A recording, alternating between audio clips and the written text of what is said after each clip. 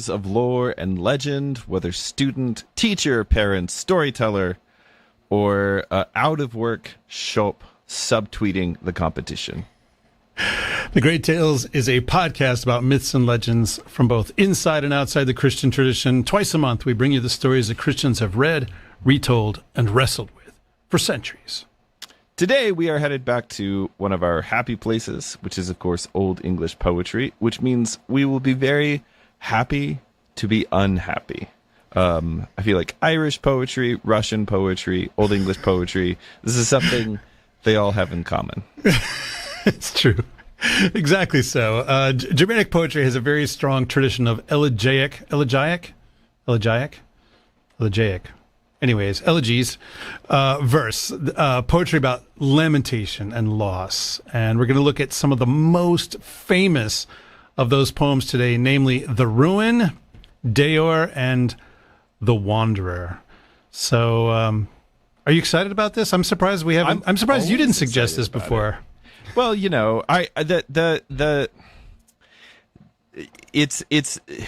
these are a little harder to do. As far as like what we do on this podcast. So, because none of these poems is a story itself, or at least like not in the sense of being like a traditional narrative. So the things that are like the big stories, one might even say the great tales, are easier to talk about in the podcast format because you can just kind of go through the story. Each one of these is more of a vignette, and in some senses actually closer to, in the ancient poetic traditions, closer to something like lyrical poetry or pastoral verse and things like this. So, I mean, obviously there's quite a lot of that. I have a good deal of it sitting over here on the shelf. One of these days, it will just do like, this will be the decade of Virgil, and we'll just go through all of Virgil's poems. And many of which, like the Georgics, for example, are lyrical poetry. So this is more in that vein. Although, as we're going to see, at least one of them actually rests on the you understanding a lot of storytelling from the Old North, which most people today simply just don't know. So we're going to try. So we will try to do a little storytelling today to make that poem make more sense. Yeah, so. and it'll be largely new to me. It's a poem that I don't know super well. But of course, as always, you just had like a small ream of notes that you could just dump into the script. A script that was about 15 pages and then is now 75. Something like that. I might be exaggerating slightly. Now. It's only 19 pages. Anyways, okay. So first, a little historical background for everyone. So the world of the Anglo-Saxons was literally a world built among ruins, Roman ruins in particular. So when the Angles, the Saxons, and the Jutes first arrived in Great Britain in the middle of the 5th century, and the Jutes, by the way, they might be giants. The Romans had pulled out just a few decades before. The people who were left behind, they didn't have the resources or the organization locally to kind of keep all that, literally that architecture, the infrastructure maintained. And so it gradually falls into ruin.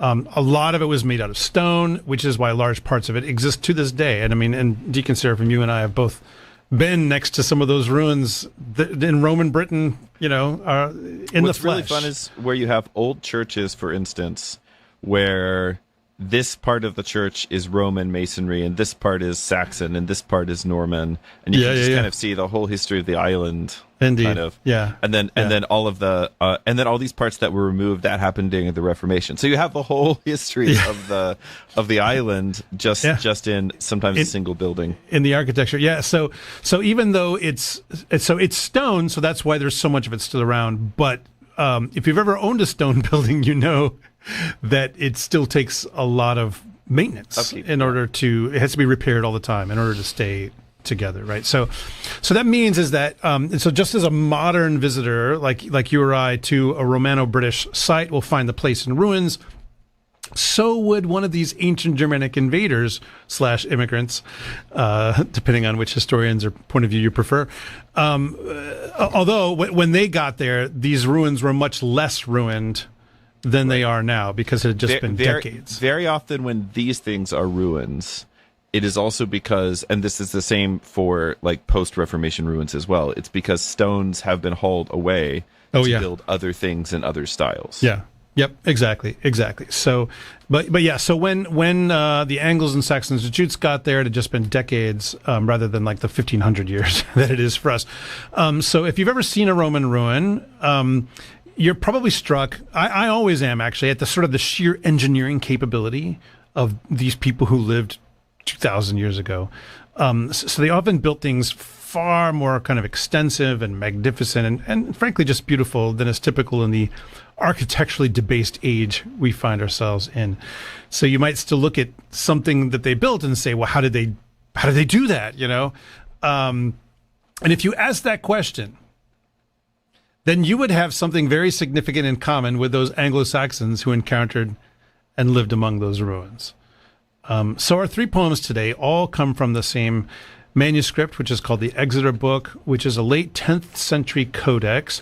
And by the way, for the kids at home, a codex is what we think of now as a book. You know, it's a series of pages that are bound together and you can kind of turn the page, as opposed to like a scroll or something like that. That's what a codex is. So it's a 10th century codex, which was actually dubbed by UNESCO, which is the sort of, you know, the World Heritage Site people, right? It was dubbed by UNESCO as, quote, the foundation volume of English literature, one of the world's principal cultural artifacts. So, I mean, that's huge. Nothing I've ever written will ever be described that way. So the book itself, the actual book, is held by the Exeter Cathedral Library, which is in southwest England, and it's still there. So, Deacon Seraphim, why don't you tell us a little bit about the Exeter Book? I mean, I know this is a question you probably get a lot when you like are flying or on subways or whatever in airports, when you're not being asked about how much you look like Tom Hanks. But you know, so I know you just have an elevator speech for this, just ready to go. Sure. Yeah. All right. So the Exeter Book, which is also, so manuscripts have, usually a famous manuscript will have multiple names. By the way, first of all, for those in the audience, I know Father Andrew knows this. Manuscript means it was something written by hand. Yeah. The manus, right? The hands, right? As in Manos, Hands of Fate, one of the greatest films ever made. And I also have to mention, by the way, one of the great ironies, Dr. you know, Manos, manuscript, something written by hand, manufactured, something made by hand. But we mean exactly the opposite by that term. Right. So, well, we usually mean the opposite with manuscripts now as well, right? Because you type something up and then you submit it. But in this, you know, for technical terminology, when we're talking about old texts, manuscript means something somebody wrote out by hand. So this would be, so you think about things, and almost nothing I talk about today will fall into this category, but you think about stories for which there are multiple copies, right? Something like the Aeneid, just for example, right? Well, when you're talking about the Aeneid, you're actually talking about 20 or so ancient manuscripts, and each one of them is a little different because they're all copied by hand. Same thing with like biblical textual criticism and so on.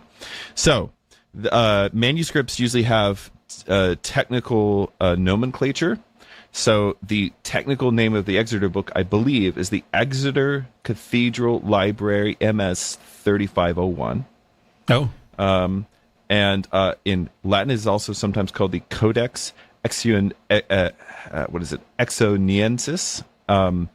And it's one of 4 manuscripts we have surviving to us today in which are preserved the bulk, and I say the bulk of surviving Old English poetry. So there's some other things, psalters in particular, and gospels and things like that survive, but I'm talking about the bulk of original Old English poetry. It's really just in 4 surviving manuscripts today. So that's the Exeter Book. There's also the what's called the Junius manuscript, the Vercelli Book, and then, of course, the Noel Codex, or some usually known as the Beowulf manuscript, which has Beowulf, but also Judith and some other things.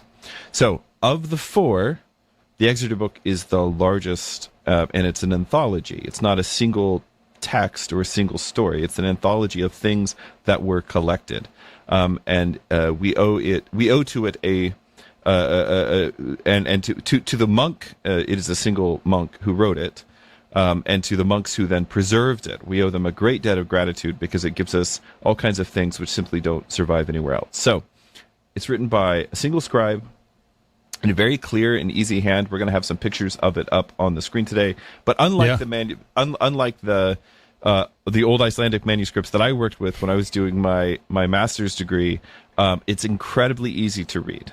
If you know Old English, you can basically just read it off the page. So nice, clear, even hand. It's written roughly around the end of the 10th century, so maybe the 970s, somewhere right in there. Yeah. And where exactly this happened is debated, but it's somewhere in the southwest of England, Exeter being a main candidate, but also maybe Glastonbury or Canterbury being proposed as well. But definitely the book is at the cathedral in Exeter by the 11th century. There's a bishop, very important for the history of Old English manuscripts, a bishop by the name of Bishop Leofric, who moved his see to Exeter in the 1050s. And when he did so, he gave the cathedral a huge collection of books. And when he did that, they made a list, and that donation list is actually bound into the very front of the Exeter Codex. Wow. So we can at least say by like the 1050s, it's there in Exeter. The card catalog, as it were. Yes. Yeah, very much so. But it gives kind of a sense. I just realized that that's a phrase that maybe some of our younger listeners don't even know what that is. But that is, it's an interesting point. Yeah. A list of library books, kids. The Google search index, as it were. Yeah, as it were. But actually, the way that this list functions at the beginning of the Exeter book is a good example of what kind of thing the book is. Because the book itself is a collection, almost an index or a cross-section of the Old English poetic corpus up to this point. So it is a miscellany, or one of my favorite words that's sometimes used to refer to it, and as well as like other medieval manuscripts like the Hoxbok, which I did my thesis on, is sometimes referred to as a gallimaufry, which is like it's a stew made up of all these different things that don't necessarily. It's sort of like the idea is all the leftovers at the end of the week. You just put them into a pot. You make a soup. This is that kind of a thing. So there are works in here. It wouldn't be. Sometimes it's said to be a mix of sacred and secular. I don't think those categories apply to 11th century England, but in any case, you have things like the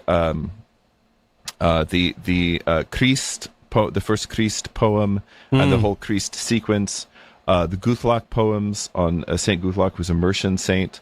You have Kinewulf's poem on Saint Juliana, which has his runic signature written into it. There's also two other pieces. One is called the Phoenix, and the other one is called the Physiologos. The Physiologos being a kind of bestiary with allegorical meditations on the panther, the whale, or the Phastatokalon, and the partridge. I don't know if there's a pear tree. I don't remember a pear tree in the book. And then after that, we have the poems that have probably made the book the most famous. And that is they're grouped together in the Exeter book. They're usually called the elegies. And these include. All of these titles, by the way, are post hoc. We came up with these titles after the fact. Yeah, they don't have it's not written on the top of the page somewhere. The Ruin. Right. But they are The Wanderer, which we'll be talking about today, The Seafarer, which I don't think we're doing today, The Wife's Lament, which we're not doing today, The Husband's Message, which we're also not doing today, and then The Ruin, which we are doing today, one called Wolf and Eadweiser, which we're not doing today, and then Deor. And what they all have in common is that they are meditations on loss, on exile, and on the passing of earthly things. Yeah. After this section, the manuscript also has a huge section of wisdom poetry. This would be things like the Maxims, which is exactly what it sounds like short little pithy gnomic sayings, kind of like the book of Proverbs. The Gifts of Men, the Fortunes of Men. And then, of course, Weedseath, which is a very, very important poem for understanding, a very important source for a lot of stuff about the ancient world. Although we're not doing Weedseath today, and it would be an incredibly difficult thing to do in the context of this podcast, because it is really just a catalog of who ruled when and where. But it's a gold mine of names and place names, and really helps you sort out details in poems like Deor or Beowulf. So I will talk a little bit about it. I have my very not quite as old as the Exeter book, but I have this ancient copy which was printed over a century ago, and actually belonged to a very, very famous Germanic philologist, and much of his library came into my keeping upon his repose some years ago. Much like that Bishop of Exeter from so I have. Well, the nice thing about it is that I have not just the text, but I also have all of his marginal notes. And so a lot of the things I'm going to be talking about today, I actually gleaned from him. So anyway, we have also the riddles. The riddles are really, really fun. Some of them are a little dirty. We're not going to do the riddles today on the podcast, but there's about roughly 90 riddles. Some of them are very learned. Some of them are very bawdy. And anyway, the riddles are quite fun. So, what's interesting about the Exeter book is that it is, since we're talking about ruins today, it is itself something of a ruin. Yes. It is. Yes. It is. One way to see the book is kind of all these old stones that somebody kind of collected, and they obviously collected them into the same book for a reason. All of these things have something that holds them together, and all together they form a sort of cross-section of the medieval Anglo-Saxon Christian imagination. Now, the book is not itself undamaged. There's a long... you're going to see pictures of this. I was going to say, actually, could Mike, could you... I assume you have a slide showing a manuscript with like a big empty... like a blot in the middle. Can you show people that? When you say that the book is itself a ruin, this is the case. There's various kinds of damage, scorch marks where somebody looks like they laid a hot poker across it at one point. They dropped their cigarette. There's also stains, like liquid stains, that seem to indicate that it was at one point used he's flipping maybe through as a coaster for somebody's beer. Oh, maybe it's not in there. Okay. Anyway, if you just look up, like particularly if you look up the manuscript for the ruin itself, that poem is a ruin within the manuscript. Like there's bits missing. Right. It's a little meta in that sense. So all of this is to say that the manuscript is a ruin, but then also the stories within the manuscript are ruins in the sense that they often, and this will especially be the case in Deor, refer to other things that the best we can do is kind of make educated guesses, and I'll do a lot of educated guesswork for you guys today. But the best we can kind of do is make these educated guesses about what some of these references mean, but they wouldn't have been broken references, which is the technical term for that kind of a reference. They wouldn't have been broken references to the audience. So they are what we would call a textual ruin, where it's referencing something that we just don't know. So we chose these poems, or I should say I chose these poems. You chose one. I chose two. We chose these poems because they all share this common theme: loss, and also not just loss, but memory in the ruins of what seems like the end of the world, or at least the end of a world, right? Sometimes I think this is the end of a very personal world in some cases. Absolutely. So I think this is a good theme for us to explore, because I think here in United States in 2026, a lot of people have a certain sense that we're living through a civilization level collapse, or maybe we've already had it. I think didn't your coworker Jonathan Pajot say the collapse has already occurred, or something like that? Or maybe that was Paul Kingsnorth talking to him that said that. I think the collapse has already occurred. Yeah. Jonathan's not quite that pessimistic, but yeah. Canadians are always, I think, a little bit optimistic. Maybe I don't know. Although one day, Canada will take over the world, and then we'll all be sorry. But Yeah. Anyway, so we're kind of in some level, or people feel like we're living amid the ruins of what has been, and kind of wondering what to do now. And so these poems are great for that. I don't think they give us any answers exactly. Although maybe the one we're going to do at the end has something of an answer at the end. I think actually we'll get to that. We'll get to that's the Wanderer.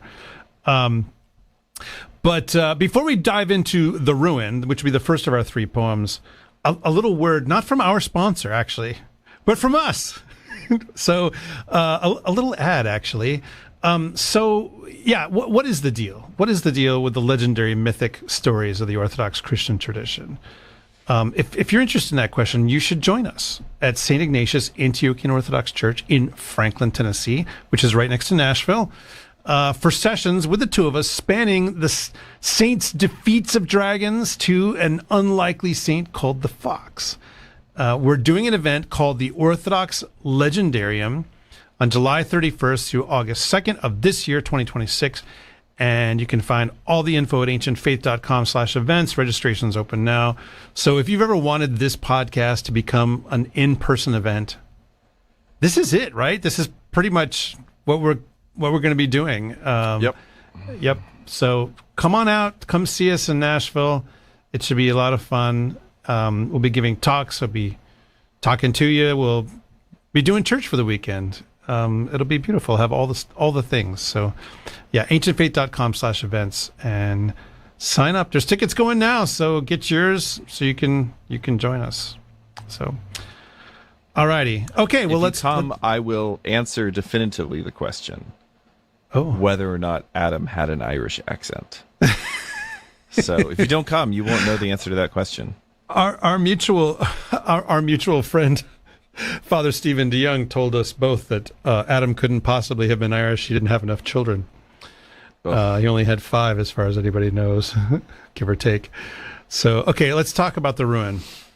So this first poem, The Ruin, not only is it a manuscript ruin, like there's bits missing, there's damage, the manuscript is damaged, but it's quite literally about Roman ruins, which is why it's called The Ruin. I mean, although, again, that name is a name that scholars gave it, not that the poet gave it.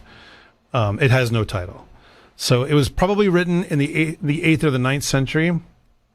So although the Exeter book is from the 10th century, late 10th century, it's a compilation of earlier works, probably not original works, written by the monk who wrote the book, who penned the manuscript. He was probably copying from other texts or writing down maybe oral texts or whatever.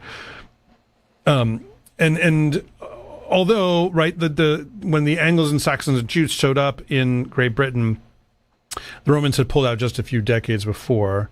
This is now centuries later. So the ruin being talked about by this poet is now centuries old. So it's pretty unmaintained by that point, right? So you get the imagine he's walking through these ruins. So we're first going to actually show you the opening lines of the poem in Old English. We're going to do that just for this poem, unless there's other stuff you wanted to show him.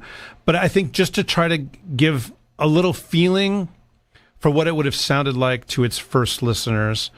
But we're going to mostly discuss it in a modern English translation. So this particular, the translation we're going to work from is by a guy named Jack Watson. This is from the now defunct Anglo-Saxon Poetry Project, which is on the internet, and is, like all good things on the internet now is gone. We could do a lament. We could do an elegy for the Anglo-Saxon Poetry Project.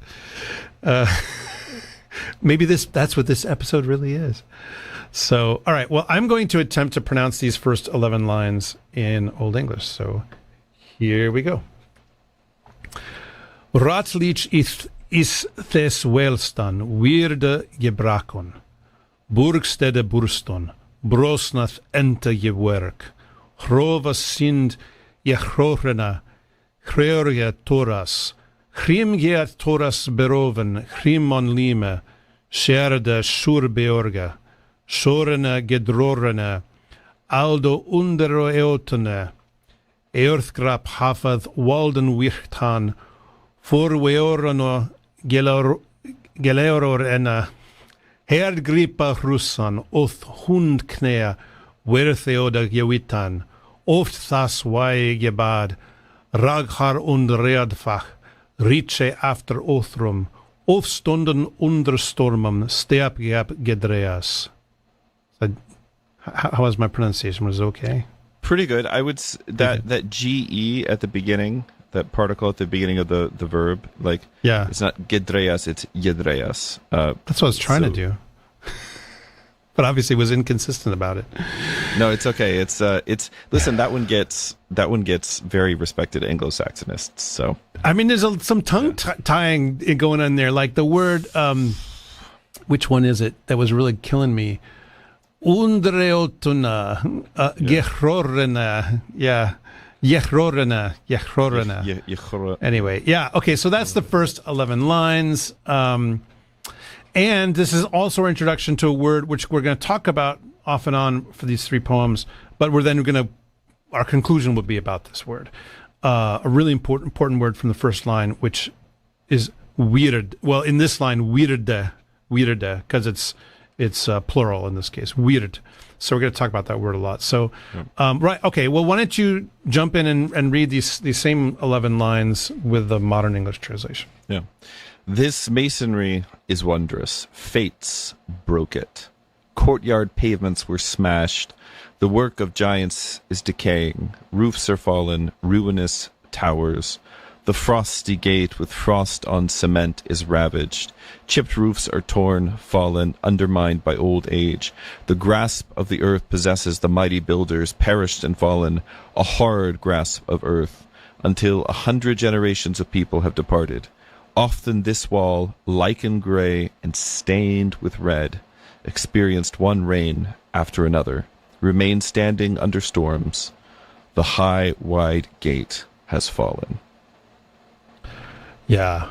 So you get the sense here, right? He's walking through and he's seeing a ruin, quite literally. And he hasn't quite yet gotten to the point. We're going to talk about, he begins to imagine what would have happened here. But right now he's saying, okay, this stood for a long time. It's kind of fallen apart. And the first thing he says about it is this line, fates broke it. Weirde gebrakon. Fates broke it. Okay, this word weird, I think it's good to just at least define it here. It often gets defined as fate or fate. But I think that if you read enough Old English poetry, you realize it does not mean this sort of divine being that controls things, or like it's not. It doesn't mean predestination, right? Like it, in its most basic sense, most of the time, it seems to me that it means the way things went. That's how it happened, essentially. But there's an edge of it's inescapable. It's like there's an edge of that other stuff there, I think. And I mean, is that your sense? This is such a huge, like if you've ever done any Old English scholarship, you know that this word weird gets talked about a lot. So I mean, again, we're going to come back to this at the end, but how would you define it if someone said define this so people can at least read the poetry? I did one of my for my master's degree. I did one of my term papers on the use of this word weird in Beowulf and then in the Anglo-Saxon Boethius, and kind of comparing them. And I do think it's the case that it's a little more than just happenstance or the way that things happened. What's difficult to tell is how far to take this. Obviously, in several Old English manuscripts, weird is an actual character. It's who has lines, right? So it's obvious that they thought about it in that way at certain times. You get all these gnomic statements about weird in Beowulf, for instance, which is weird goes ever as she will, right? Or something like oft weird favors the bold man if his heart is true, right? And that's actually a pretty difficult one to parse. In what sense, like this is, it's difficult for lots of reasons, but so there is a sense of some of it is, it's very hard as human beings to just talk about any concept, abstract concept without personifying it at some point. But there's also a lot of very deliberate personification that goes on in Anglo-Saxon poetry, and it's all of the same vintage. So I just wouldn't want to say it's only like sort of how things happened. And another example of this is, of course, I mean, it's been so long now since we did this episode, but back when we talked about the connections between Beowulf and the Book of Enoch and the Book of Jubilees and so on, there's a great study that came out a few years ago on the some of this ruin language, the work of giants, weird, the Greystone or the Harstan, Under Harstan, and these formulas. Old English poetry, like a lot of ancient poetry, is formulaic, and so you use stock formulas that always mean roughly the same things in all the poetry that they're used in.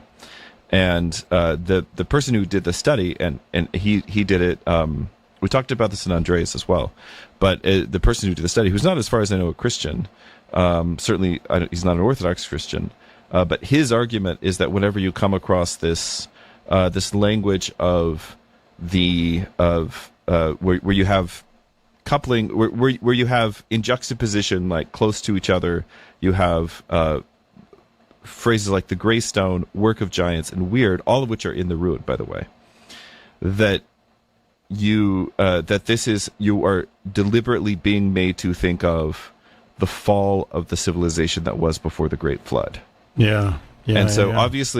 Obviously, the Anglo-Saxons who are looking at these ruins are not saying these are them, right? These are probably the ruins of the city of Bath, right?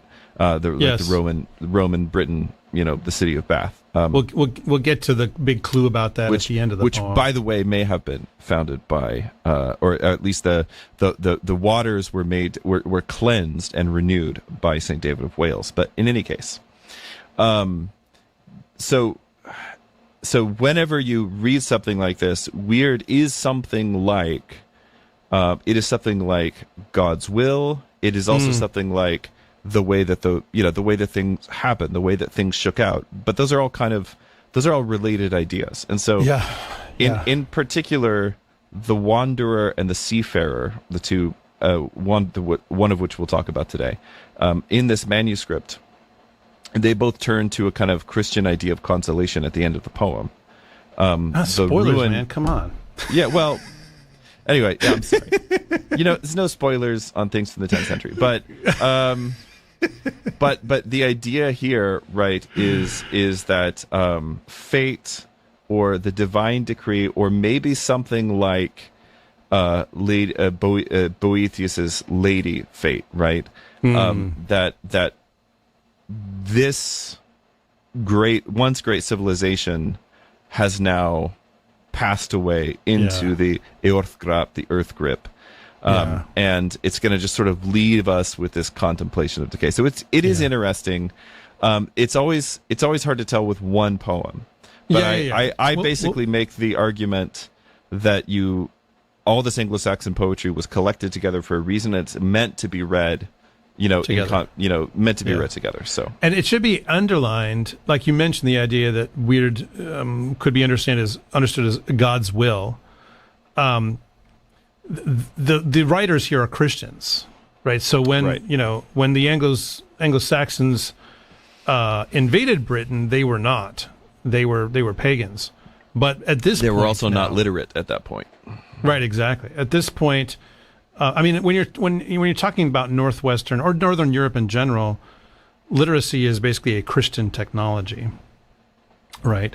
I mean, the Romans have writing, but they are from the South, But yeah. So these are Christians wrote these poems, and so it's okay, to say, well, this could mean God's will. I mean, this particular poem, I don't recall has a specific. An explicitly Christian language in it, but it is Christian. The writer is Christian. Yeah, okay. The work of giants, enta Yewerk. So yeah, especially for those of you who are Tolkien lovers, you may recognize that word ent. Ent simply means giant. Ent simply means giant in Old English. It's just straight up is the word for giant. One of the words for giants. Eoten is another one. Yeah, you mentioned the idea of like this post-flood thing going on.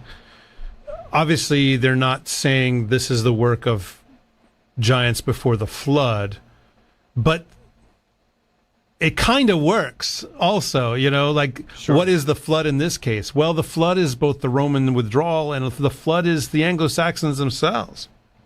They come in and push out what has been there before. But yeah, so it's interesting, why would they say the work of giants? Well, it's this idea of a very advanced civilization.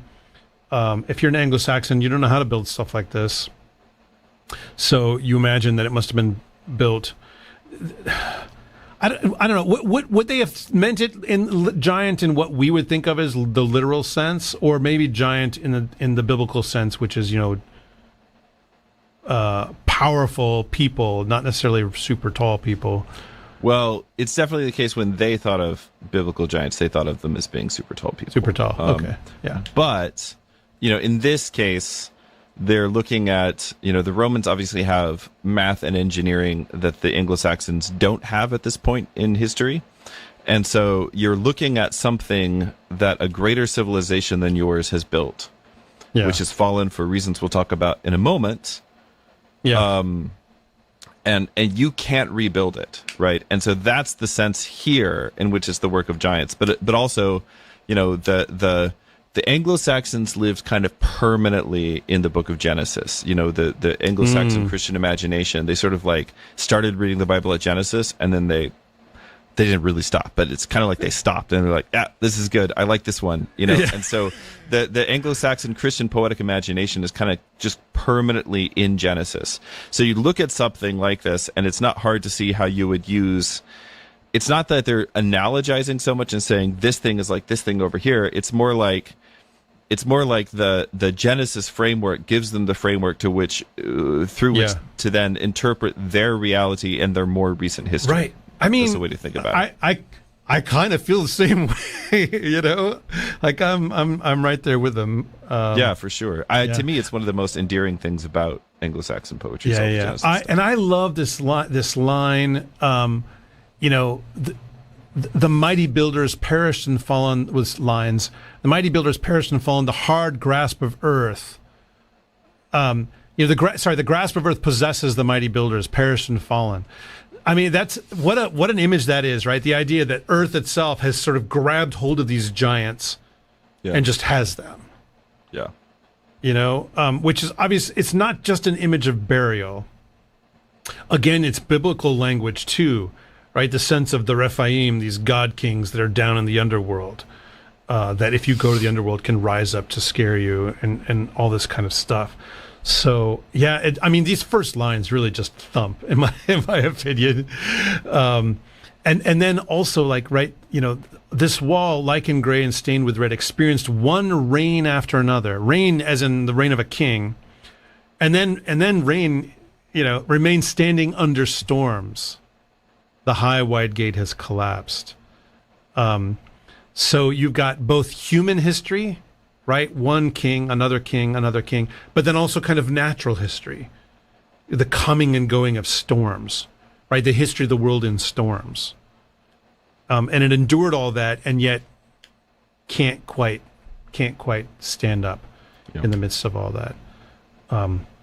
Yeah. So the question is listen, these walls saw the reigns of so many kings. They endured all this weather. But now they've fallen. So it's like, okay, what happened? These are not ruins which were produced by a single. These are not ruins that were produced by a long cycle of neglect. They are ruins that were produced by some great catastrophe. Right. This is the idea. Again, kind of like the flood. Right. Right. Exactly. Yeah. Okay, I'm going to read the next section, and I should say this next section the manuscript is quite damaged. So if you hear me pause, that's because there's a blank. There's a lacuna, as the scholars would call it. Yeah, I've always thought lacuna would be a good band name, by the way. Absolutely. The track list is just like has blanks in it. Yes. Yes. Track 6 is just a sound and then it stops for a while. We've actually already recorded all of and published all of our music, and if you can't find it, that's by design. That's exactly okay. All right, here we go. And the pauses are lacunae. Still the masonry endures, in winds cut down, persisted on, fiercely sharpened. She shone skill, ancient work of crusts of mud turned away, spirit put together keen counsels. See, now we have lots of words. A quick design in rings, a most intelligent one bound the wall with wire brace, wondrously together. Bright were the castle buildings, many the bathing halls, high the abundance of gables, great the noise of the multitude, many a mead hall full of festivity, until fate the mighty changed that. So there we go. There's another reference to fate. Again, weird. We'll talk about that here again. Okay, so yeah. So you've got this sense that the builders are skilled, that they're knowledgeable, and he can see it by what's left. Like, wow, someone who was really good must have made this. Another fun bit in this, especially for those of you who love Tolkien. So there's that line, skill, ancient work. So in that, ancient work, the word in Old English is erschaft. So like you have the modern English word E-R-E, it means something that's before, right? From before.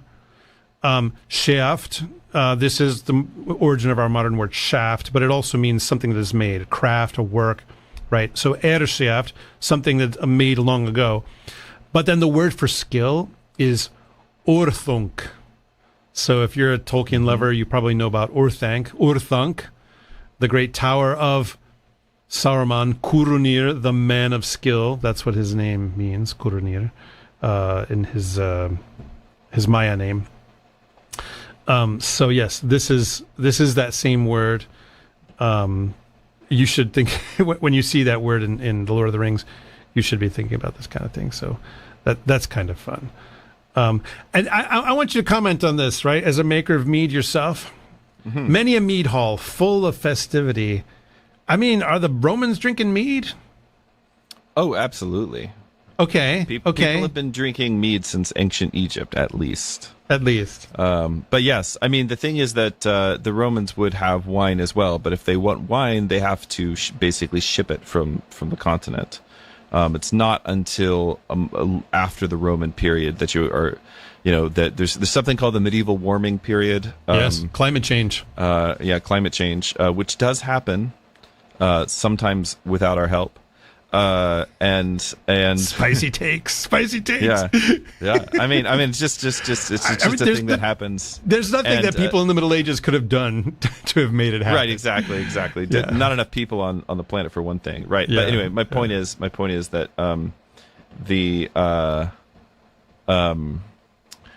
during the medieval warming period, there was a period in which you could actually grow grapevines and make wine in England itself. But before that. English wine. This is something, one of the things that's relatively well preserved is, even the letters and personal correspondence of Roman families living in Britain during the Roman period. So we know one of the things that they had to do was, to get wine imported. But honey, on the other hand, well, Britain has plenty of bees. Yeah. So you can make honey wine, which is what mead is, out of the local stuff. And so, obviously, the idea of a mead hall is an Anglo-Saxonism. That's a Germanicism. Yes. But certainly the Romans would have been drinking some honey wine. I mean, Listen, when times are tough, you do what you have to do. I mean, I don't find that to be like a big suffering experience to drink mead. I quite like it yeah. So, okay. So yeah, it is, as you said, it's probably an Anglo-Saxonism, but also like it's not not wrong, Yeah. But for an Anglo-Saxon, the mead hall, that is the place. That is the place of joy. That is the place of community gathering, of where life is shared. I mean, that is the place. That is the heart of your civilization. Obviously, features huge in like Beowulf and lots of other Old English stuff. Okay, so then the last line of this part, until fate the mighty changed that. So I just want you to hear it in Old English. O that onwenda weird seo swithe. O that, that's until that onwenda, until that. It's changed, right? But it's onwenda. It moved, like wending, the wending way, I love that as a word for change. Wending on, like a river moving, all that kind of stuff. I don't know how much the modern sense of those words connects to the Old English, but these are the ancestors of those words. Well, this word onwenda is related to a noun edwenden, which, as you can just hear, the two words are related. They have the same root. Yeah. And this is the most important word in this poem.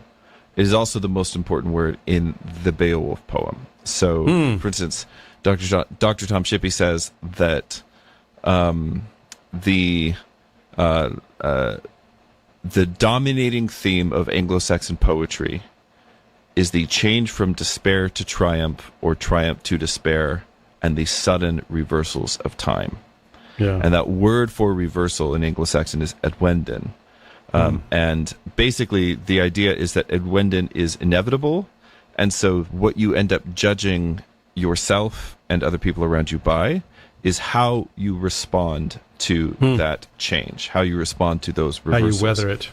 And understanding this is actually really key to understanding the relationship between things like weird and so on throughout. So this word edwenden comes up again famously.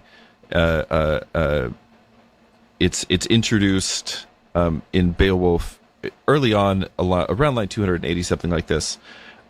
Which where it foreshadows the change that Beowulf himself is supposed to bring to Heorot, right? And it says something like if for him a reversal, edwenden, a change, a remedy for evil distress should ever come again, something like that. But that's when it calls him Lord of Elves or whatever, Elfwalda. It's in those lines, yeah. The theme is introduced though, like earlier on in the poem, and usually within the first, it's with Shield shaving his great success as a warrior and a king comes sidan erest weard fershet funden. So after first it happened that he was found destitute, right? And so there's this idea of change, this idea of after, and then the other adverb that the poet uses, usually paired with edwenden or an edwenden variant, is what we see here in the ruin, which is othat, which means until. Until. So, so Hrothgar's retainers live with joy in Heorot, that an ongun firen a fremen feondon hela, right? Until one begins to carry out crimes, a fiend from hell. So the idea is that we were in joy, and then something really sudden happened. Yeah. And now there's tragedy. Stuff happened. This is used so often this way in Anglo-Saxon poetry and in Beowulf in particular, that a lot of Anglo-Saxon scholars call this the pattern of that, or the pattern of until. Wow. Because it is one of the defining markers of Anglo-Saxon poetry. Until. Wow. Yeah. And then the last part of that line is weird seer swithe, which gets translated here as fate the mighty. It's like weird, the strong one. Yeah. So, yep, there's that word again. We don't need to dive back into it. Okay. All right. Why don't you read this next part, which doesn't have any lacunae in it, so that's nice. Far and wide the slain perished. Days of pestilence came. Death took all the brave men away. Their places of war became deserted places. The city decayed. The rebuilders perished. The armies to earth. And so these buildings grow desolate, and this red curved roof parts from its tiles of the ceiling vault. The ruin has fallen to the ground, broken into mounds, where at one time many a warrior, joyous and ornamented with gold bright splendor, proud and flushed with wine, shone in war trappings, looked at treasure, at silver, at precious stones, at wealth, at prosperity, at jewelry, at this bright castle of this broad kingdom. Yeah, so now he's thinking about the people that were there, right? And what was their understanding of what had happened to these people? What had happened to the Romans? So this one is pretty easy to answer, actually. Okay. This is referring to the Yellow Plague. Okay, because he makes reference to pestilence.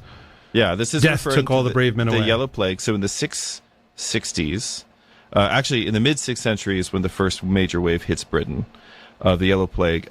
In Byzantine studies, this is called the Plague of Justinian. Yes. It is a plague that sweeps across the entire Roman Empire, and it basically wipes out a significant amount of Roman Britain, and it is what makes the violent immigration of the Angles and the Saxons and the Jutes possible. I know they were invited, and I know some of them moved peacefully, but also it wasn't. Yeah, I mean, so, because the truth is that if you had thriving Roman civilization there, right, everything in order, they would have just been rebuffed. Right. Yeah. Right. And by the way, this is something that was prophesied by our boy Taliesin, who, whenever we come back around to him, like if I were going to pick a friend of the show, it would be Taliesin for sure. So maybe we'll officially institute that. But we added to the gallery. Yeah, so this is the Yellow Plague, or the Plague of Justinian, which hits Britain in like 3 different waves across the 6th and 7th centuries and wipes out Roman British civilization, or weakens it significantly, to the point that, oddly enough, it's also the plague that causes the things in the Western Roman Empire, which we're going to talk about when we get to Deor. So you see, like, all of these. Oh yeah, but no, it's okay. We can talk about it here. I won't spoil anything for Deor. But the point that I'm trying to make is that all of the things that we're dealing with here are actually kind of a vintage, right? There were a series of destabilizing things that happened in the late, let's say the late antiquity, early Middle Ages. The only period, the 5th and 6th century, which if you're going to call a period the Dark Ages, that's what you could probably properly call the Dark Ages. Yeah. And it creates this very chaotic time, and it's a combination of migration of warlike Germanic peoples, often being pressured by the Huns. And then also this massive plague ravaging the empire, right? Justinian seems like he's kind of got things together, and then the plague hits, right? And so all of these things happen, so that's the big catastrophe. Obviously, the history of the Anglo-Saxons themselves, they're part of that catastrophe, but the pestilence here, in my opinion, is almost certainly referring to the Yellow Plague. Yeah, so and I mean, for those who don't know the history of Roman Britain, or don't know it well, I kind of know it okay. What happens is, at the end of this, the Romans in Great Britain actually send a letter to Rome, basically asking for reinforcements, I think. And Rome sends back a letter basically saying, you're on your own. That was the point when Rome essentially kind of disavowed Great Britain. They basically say, we have our own problems right now. You guys are kind of on your own. And there's some weird controversy around the letter now. I don't know if you know this. Where some people might think it might have not actually been sent to Britain at all, or it was meant to be sent somewhere else. And I don't totally credit that, by the way, but that there's like a little scholarly controversy around that now. But in any case, they send a letter to basically say, you guys are on your own. We can't send the legions right now. Well, what do? You invite some warlords to come and protect you from the other warlords. And so this is what they did. As one does. Yep. And of course, they invited those people, and it was very nice. And they said, "Hey, let's stay." And let's invite it's a nice island. It's a nice little island. Very fertile. Yeah. Very fertile. Islands are generally defensible. And it's interesting to think about, like, what if that plague had not happened? Sure. You and I would probably not be speaking English.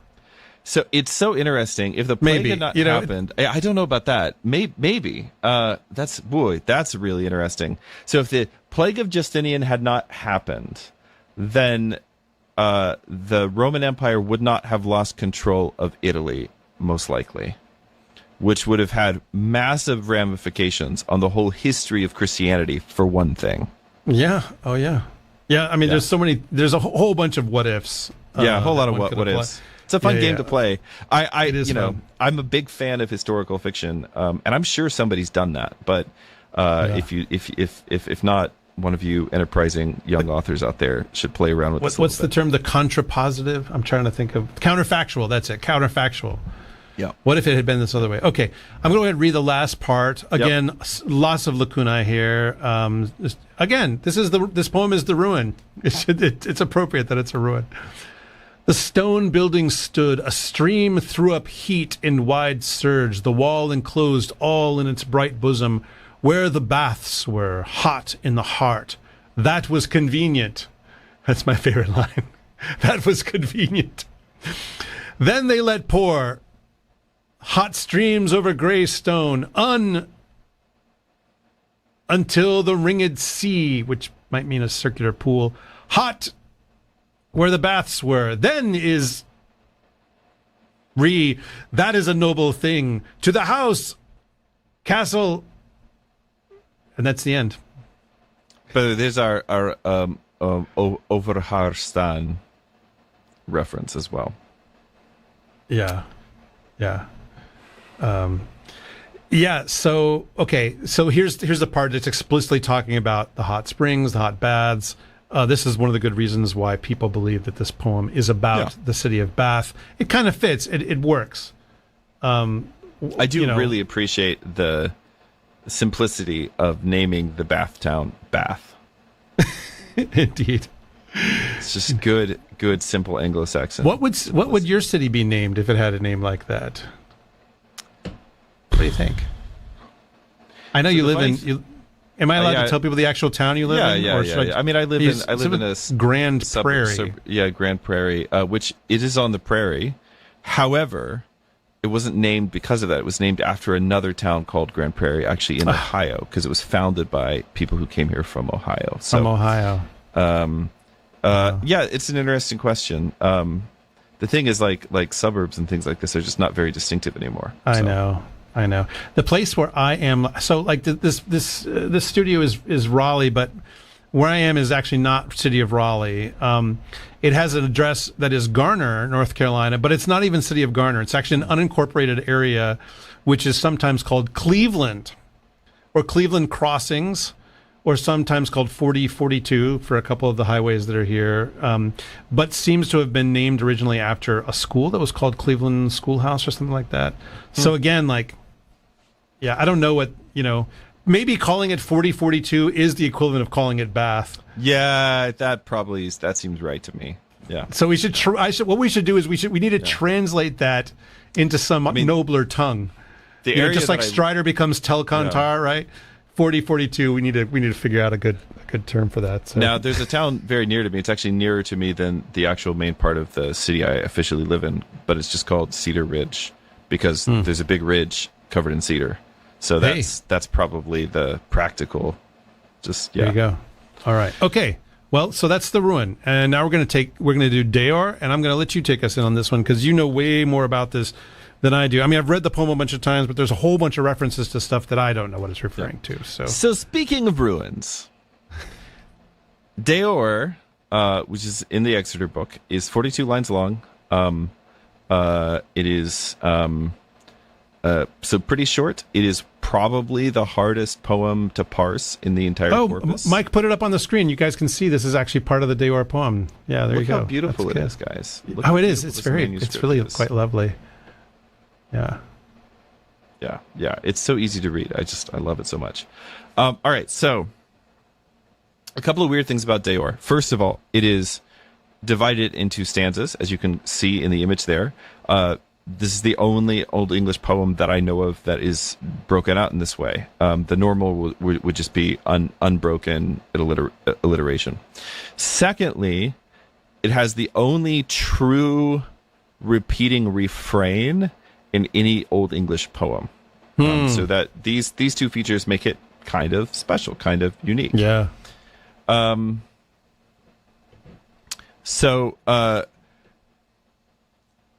The refrain is "Thus ofereode visis sua meg," that is, that was overcome, so may this also be, or so may this be.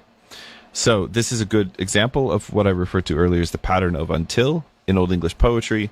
This is basically the expectation that no matter how good or how bad things are right now, that will change. That's the one thing you can count on is change. And this is an idea the Old English would have encountered probably originally from Boethius, in particular his Consolation of Philosophy, which, as I've written about elsewhere at length, St. Alfred the Great translated, and I did a piece. Probably the most popular bit of philology I've ever published was a piece that I wrote on the old English Boethius and the things that Alfred added and changed, and doing like a careful analysis of that. But because one of the stereotypes, that one of the things that's often said by people who've just obviously not read it, is that he filtered out the paganism, because Boethius is a Christian saint and martyr and a father of the church. He wrote this work, which has no obvious overt references to Christianity, because he wrote it as a philosophical dialogue between himself and the personification of philosophy, Lady Philosophy. And this is a fine mode for him to work in. He was a very educated man, probably the last man in Western Europe who could read Greek, period, like natively. And so he's still well read in both the East and the West. And so he wrote this work. And a lot of people hate Boethius's other stuff, which is all about music and astronomy and the Trinity and the liberal arts and just like all this, like basically just like Christian churchmen, not scholastic. It's too early for that, but it's moving in that direction, right? This is kind of stuff that modern scholars are frankly bored about. But the Consolation of Philosophy is a dialogue. It's got a bit of a story to it. It's got some sick lines in it. And so people really like the Consolation of Philosophy, and for good reason. It's the best thing that he wrote, and it's beautiful. And for some people, it's the thing that you need to read to maybe sort your life out. But in any case, the Consolation of Philosophy, because the modern scholars really kind of wanted to basically rescue it from all the other Christian stuff from that same period, what they tried to do is to basically say, oh, Boethius, he was not really a Christian. He was just like playing along because that's what educated men of his time were expected to do. But as we see in the best work that he actually wrote, he was actually just super into pagan philosophy. Well, there's actually not very much in the Consolation of Philosophy that really meshes well with the pagan philosophical tradition, but it is the basis for the entire, at least in the West, the entire medieval understanding of fate and change and philosophy, and the role of philosophy and all these things. Certainly, it is a very Christian work. But one of the things that then following out of this take, one of the things that happened is that then scholars would go and they would look at St. Alfred the Great's translation of Consolation of Philosophy. And they said, oh, he tried to boulderize or like Christianize this fundamentally pagan work by removing all the references to pagan mythology, because there's a lot of references to pagan mythology in the Consolation of Philosophy, which obviously a Christian author would never do. You'd never have a Christian author, except for literally every church father, reference stories from pagan philosophy. See the first episode of this podcast at length. Yeah, it's just so silly. So I did a paper kind of showing actually Alfred did not remove references to paganism. He added them. He added more references to paganism. He was like, there are not enough giants and there's not enough references to pagan mythology in this. Yeah. So as he's translated, he actually adds references. Anyway. Now, this idea, this pattern of until, is the core idea, one of the core ideas of the constellation of philosophy, but it is already present, I think, there's no way to prove this, but it seems to me to already kind of be present in you could say, like the Old English poetic mood before they're exposed to Christianity. And it's just an example of them, I think, really taking like ducks to water to a certain idea, which is an important idea in Christianity, but which they also had in their culture as well. Now, for a reason I will explain at the end, this association with Boethius, which is certainly there, like there's zero chance that the poet here did not read Boethius, is one of the most ironic... in the Middle Ages was reading Boethius. It's actually one of the most ironic things about the poem for a very funny reason, as I will explain. All right, so why don't you read? I know you are related to, so why don't you read to us a little bit about the first stanza, which is about Wayland. That's right. My great-grandmother's maiden name was Wayland. Wayland himself, by means of worms, which some people think should be swords, Wayland himself, by means of worms, experienced agony. The strong-minded noble endured troubles. He had for his companions sorrow and longing. Winter-bitter wrack. He often found misery after Nithhad put fetters on him, supple sinew bonds on the better man. That was overcome, so may this be. And that's that line we're going to hear over and over again. In Old English, Thas overeoda. Thesis swamai. That was overcome, so may this be. So the story, this is referring to a story. Obviously, we all know the story of Wayland. Guys in the chat. Obviously. Actually, honestly, probably people in the chat do know the story of Wayland. Yes, yes. You are our happy collection of nerds. Like anywhere, if there's any live stream happening right now where people know the story of Wayland, it's probably here. But just in case you don't know the story of Wayland, basically, the story is that there's Wayland, who is a legendary smith deity. He is lame, or he's made to be lame, and so he's like other lame smiths in mythology, probably related to them in some way, like Hephaestus or Vulcan. But in any case, he's a legendary smith. There's a whole thing. He and his brothers take some swan maidens to wife, and anyway. Long story short, we will probably actually do the whole Wayland story, though it's pretty freaking dark.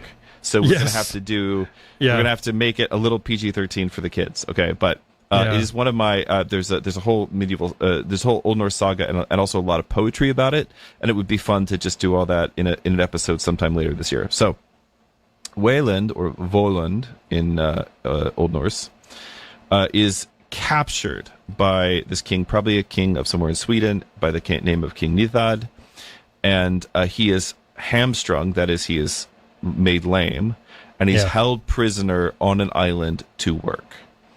And he has to endure all of this misery. It says the resolute man endured hardships, or, he's a man, but, he's a demigod in the Old Norse version. But anyway, he endures all of these hardships, but he endures them by basically kind of like preparing for revenge. And so he's making things, including a magical set of wings for himself to overcome his lameness, and making magical rings and seducing King Nithhad's daughter and so on. And what eventually happens, and this story is told in the Volundarkvida, which is a saga about Voland or Wayland. It's also in the Poetic Edda. A lot of the original poetry is in the Poetic Edda, and it's also, by the way, one of the things on the Frink's casket, which is a famous, one of the most important. I mean, it's really gorgeous. Just look it up. Yeah, Frank's casket, really important archaeological find. But what happens basically is that Wayland eventually gets revenge. He kills King Nithhad. He murders all of his sons and makes drinking cups out of their skulls, as one does. One has to love. And then he also impregnates his daughter. So well, maybe the less said about that part of the story, the better. But it's not a happy ending. Well, what was King Nithhad's daughter named? Well, her name was, in Old English, Beadohild, which happens to be the name of the next person of the who suffered horrible outcomes, and then they passed. Like, that's the next stanza of the poem. Beahild was not as sad in mind for the death of her brothers as for her own trouble. She had clearly realized that she was pregnant. She could never think resolutely of how this would have to turn out. That was overcome. So may this be. Now, I feel like I want to get like a license plate bracket now. Yeah, for sure. That says, that was overcome, so may this be. It's a good thing to tell yourself driving in Dallas traffic, that's for sure. Bam! That was overcome, so may this be. Yeah. So Beahild is one of the victims of Wayland's revenge, essentially. Yeah. And her brothers have been killed and turned into crockery. She is less upset about that, although it's pretty upsetting, as she's about her own condition. That is, she realizes that she is pregnant. Yeah. And this is after she's already been like engaged to somebody else, right? So it's all the shame, all of this hurt, all of this pain. By the way, Wayland has left the story by this point because remember the set of magical wings that he made for himself. He basically flies off cackling at the end of the story. He's like, and now that I've impregnated your daughter, turned your sons into crockery, peace out, and just flies away. We definitely have to do a Wayland episode. I mean, the story is pretty awesome, but it's rough, but it's super dark. Yeah, we'll for sure. Maybe we could it's pretty. Maybe dark. we could do an episode. Sound off in the chat, everybody. Maybe we should do an episode about Smith gods. Yeah, that might be fun. That might be fun. That way, it's not all just this very dark, kind of thing. Yeah. Tell us what you think, chat. We want to hear from you. So then the question would be, well, we know how Wayland's sorrow was overcome. He overcame his sorrow through vengeance and arts and crafts. So how is Beahild's sorrow overcome? Well, it was overcome because the son that she bears, that she gets, Wayland impregnates her, she bears a son by the name of Widia or Vidia. It's also Wudga or Vitich, who becomes a very celebrated hero in this whole kind of time of transition and change that we're talking about. Wayland is his dad. Yeah. So keep him in mind because he's going to come up again in just a moment. So her shame passes by becoming a mother of a legendary hero. Yeah. And this is a useful way of thinking about how Ophorielda can mean, it doesn't have to mean pass or overcome or ended. It could also mean something like transformed. And in fact, you could translate the line, the refrain as, that was transformed, so may this also be. Which in a certain ways may be a more Christian way to think about it. Now we move then on to the hardest reference in the whole poem. So why don't you read this next one? All right. We heard that the moans of Matilda, of the lady of Yat, were numberless, so that her sorrowful love entirely deprived of sleep. That was overcome, so may this be. So the Yats here are Beowulf's tribe. This is Swedes. some relation. They're not Swedes. Not Swedish, Swedish. They're also Swedes. There is Swedish. Swedish. No, there are also Swede-esque. Swedes in Sweden. And Swede-esque, there you go. I assume is just the name of like a piece of furniture at IKEA now. But in any case, that was overcome, so may this be. Yes. So a good thing to tell yourself when you're trying to assemble IKEA furniture, for sure.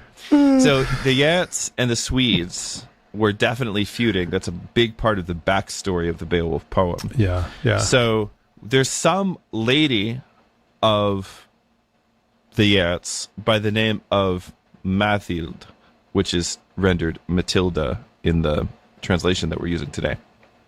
Now, who the heck is this person and what happened to them? Well, basically the text is rough at this point, and it's not like because the text is bad quality, it's just we don't know what's being referred to here. So even the proper names in this stanza are editorial decisions. Many earlier editors did not read Mathild as being a personal name at all. They actually read this as maybe referring to like a tribe or a family or something like this. Well, Kemp Malone, who's a very famous important, influential Germanic philologist of with the a great generation Kemp before Malone. Tolkien. Yeah, Kemp Malone. I'm Kemp Malone, Germanic Yes. philologist. Or, hard-boiled detective. Like, it could go either way, right? And he did a bunch of work on this, and I think that his version, his work on this is basically definitive, and that is that he connected this to a much later Scandinavian ballad tradition. This is part of the Harpenskraft, a ballad that's called Gauta og Magnehild, and this is a story in which, in this ballad, a woman foresees drowning and then drowns, falls into the water, and then she's going to die, and then her lover, a man named Gauti, recovers her by the way, you notice Gauti and Yat, which is spelled Geat, look really, really similar. Yep. So yep. maybe, so like, it's like, is this supposed to be the tribal name, or did the poet just misunderstand the story? Not the poet, did the scribe misunderstand the name, and this should actually be like, this is actually a personal name, which would make it Madild, the Lady of Gauti, right? So this is the question. This guy's lady. But basically, he plays a harp, which is, of course, the poet's own instrument. This whole song is being performed on a harp originally, right? Presumably. So, and that's the instrument of deliverance. So basically what he does is he plays a harp, and by the power of his harp, he brings her back up out of the water, and she comes back to life. So, that was transformed, or that was overcome, so may this be. And of course, the harp is the instrument of deliverance here. This has always struck me as maybe a nice point of reference if you're performing this whole poem as like a down on your luck shope, hoping that the harp will also be your transformation, your turning point, right? And we've used that word now a couple of times, shope, yes, but not explained it. So again, if any chat knows what that word means, it's our chat. But for those of you who may not know, shope, S-C-O-P, basically this is the bard in Old English culture. But he's not just like a traveling musician or, whatever. He's a big deal in this culture. He's the history keeper. He's the lore keeper. Although it goes, over the centuries, the role changes for sure. But yeah, that's what a shope is. It literally means a maker. So he makes verses, is what it is that he is, basically. Yeah. Right. It really means maker. It's often a word that is used to refer to God as the maker of all things, but then it's also used to refer to poets, which basically tells you something about how highly the Anglo-Saxons value poetry. Right? God is a poet. We are living in the poem, and the most you could be like God is to be a poet. And it's not the only thing. Obviously, there are other things you can do to be like God, but poetry is really ranked pretty highly. And probably some like Tolkien's ideas about subcreation. I mean, this is just the theory which I have in it's just a personal theory, but I think he intuited that from the Anglo-Saxon poetic tradition. Yeah. All right, so we're going to get to two more people for the next two stanzas, or next three stanzas, cover two more people. But I'm going to talk about them together. So why don't you read the first three lines for the next stanza, and then I'll read the next two. I'm hoping we could get all this done. I'm looking at all these notes. It's going to be fine. Okay. I'm going to go so fast. We heard Eormenric's wolfish thought. Oh, sorry. I need to back up. You started my line. Excuse me. Theodoric ruled for 30 winters, the city of the Myrings. That was known to many. That was overcome, so may this be. We heard Eormenric's wolfish thoughts. He ruled widely the people of the kingdoms of the Goths. That was a grim king. Many a warrior sat bound up by cares, woes in mind, wished constantly that the kingdom were overcome. That was overcome, so may this be. He sits sorrowful and anxious, bereft of joy, darkening in his mind. He thinks to himself that is endless the part of troubles, that he can consider that throughout this world the wise Lord always goes to many men. He shows honor, sure glory, to some a share of troubles. So some people get glory, some people get a share of troubles. All right, so who's Theodoric? Who's Eormenric? Who are the Myrings? Who are all these guys and people and what's happening? All right, so we get a brief little stanza to Theodoric side by side with one of Eormenric, as though that and if you're just reading this poem as a modern person, you may be tempted to think each of these stanzas is just showing an unrelated example of grief and how somebody endured it. But we notice the first two stanzas were definitely connected. So then maybe they're all connected. So Theodoric and Eormenric are the two poles of the single great Gothic legend, which is connected to the Volsunga Saga, the Nibelung, Ring of the Nibelungs, all that stuff. Which you taken all together, you could call it the Matter of the North, right? If you wanted to do that. And one of them is Theodoric, who's the noble exile, and the other is the wolfish tyrant. I think in Old English is literally the wolf-minded, or the wilfene ythoch, the wolfish mind, right? So the wolfish-minded tyrant who drives him out. And the poet can just drop these names because they're literally the two most famous Goths. Yeah. And that doesn't mean anything to most of us. So their full story has been lost in English, but one could imagine that probably there existed a whole English, possibly poetic legendarium about these people, of which Beowulf may have been a part. There's because there are these tantalizing allusions in Deor, as we just read, as well as Deor's sister poem called a very important poem called Weedseath, which, as I mentioned, is an onomastic treasure house. And then, of course, we have several references to these people, including one of the most famous digressions in the Beowulf poem. So to recover all the things that the English audience of this poem would have known, we can basically use Latin, Old Norse, and Old German sources to kind of reconstruct them, and then come back and read the stanzas again. So, do it. In Deor, Eormenric is, I'm going to go so fast here. Eormenric is the king of the wolfish mind, under whom we are told many a warrior sat bound in sorrows, longing for the kingdom to be overthrown. So we're under this terrible king, an absolute tyrant, and we're just waiting on him to be overthrown. So in this case, the suffering in his stanza belongs not to him, but to his people. Now, the tricky thing is that if we go over to Weedseath, Eormenric comes off a little differently. So there's a 9-line. Weedseath is another poem by a poet who names himself Weedseath, the Wide-farer, the Wide-seer, and he begins with a 9-line prologue that says that he has been sent to travel in the company of Ealhild, who's a peace weaver, in other words, she's being sent to the court of Eormenric to marry him. We're told that he is a Rathis Weirlogan, a wrathful breaker of oaths.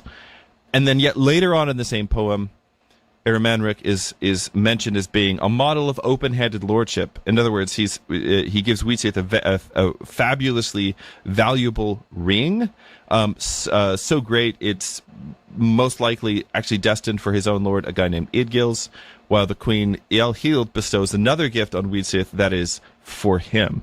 So basically, Weedseath goes to the wedding, and then he's given gifts, one for his lord and one for him, and they're both great examples of this is how well you should pay your poets. And if you're a poet in a royal court and you're singing a song, it'd be to your benefit to sing the praises of other people who have paid you well, because the implication is, if you pay me well, I will also sing your praises. So it's like toss a coin to your witcher, kind of. I don't know that reference. I mean, I know what you're referencing. I barely know it. But anyways, toss a coin to your Weedseath. Yeah. Toss a coin to your Weedseath for sure. Yeah. So then what happens is that the same king, this Eormenric character, is both he's a covenant breaker. He's known for breaking his oaths, but then in this case, he's a generous patron. And there's different explanations for why this might be the case. One is that the body of the poem may be much older than the prologue, which was later added as a frame narrative. So that could be part of it. But in any case, things get further complicated by the digression I mentioned in Beowulf, in which when Wealhtheow hands Beowulf her great torque, the gift that she gives him after his great triumph, the poet measures it against the only other treasure he reckons to be its equal, which is the necklace of the Brosings.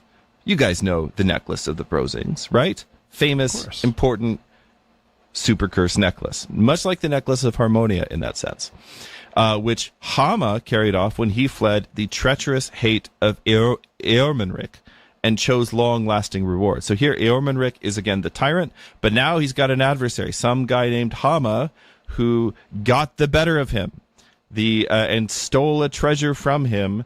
And the poet again expects us to know the whole story here.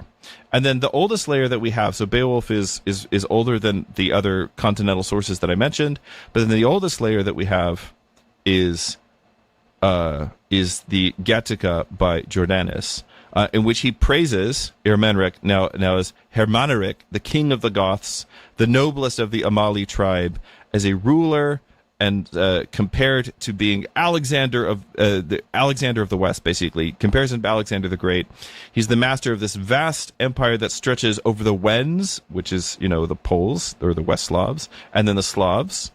And then he's beset by the invading Huns, by treachery among his own vassals, and he deals with all this pressure badly. He punishes a rebellious subject by having the man's wife, a woman by the name of Sunilda, torn apart by wild horses. Her kinsmen wound him in revenge, and the aged king, despairing before the Hunnish onslaught, takes his own life. So in Jordanes, he's this tragic but great king who punishes his subjects too harshly, and that brings about the ruin of his kingdom. So you have a lot of backstory for these few stanzas here. We can do this. So you have the seeds here from which the wolf. Otherwise, it's just like some king. Like I don't want to give people that explanation. All right, so you can see here the seeds from which the wolfish tyrant of Deor and Beowulf is going to grow. Now, in the Scandinavian sources, including Snorri's Edda, Volsunga Saga, and so on, we have the same atrocity mentioned, and it's now folded up into the Volsung story. So King Jormunrek in Old Norse, same guy, sends his son Randver and his counselor Biki to woo a woman named Svanhild, which sounds a lot like the name of the lady in Jordanes who got torn apart by the horses. Yes. Svanhild is the daughter of Sigurd and Gudrun. See, guys? It's all connected. It's all connected.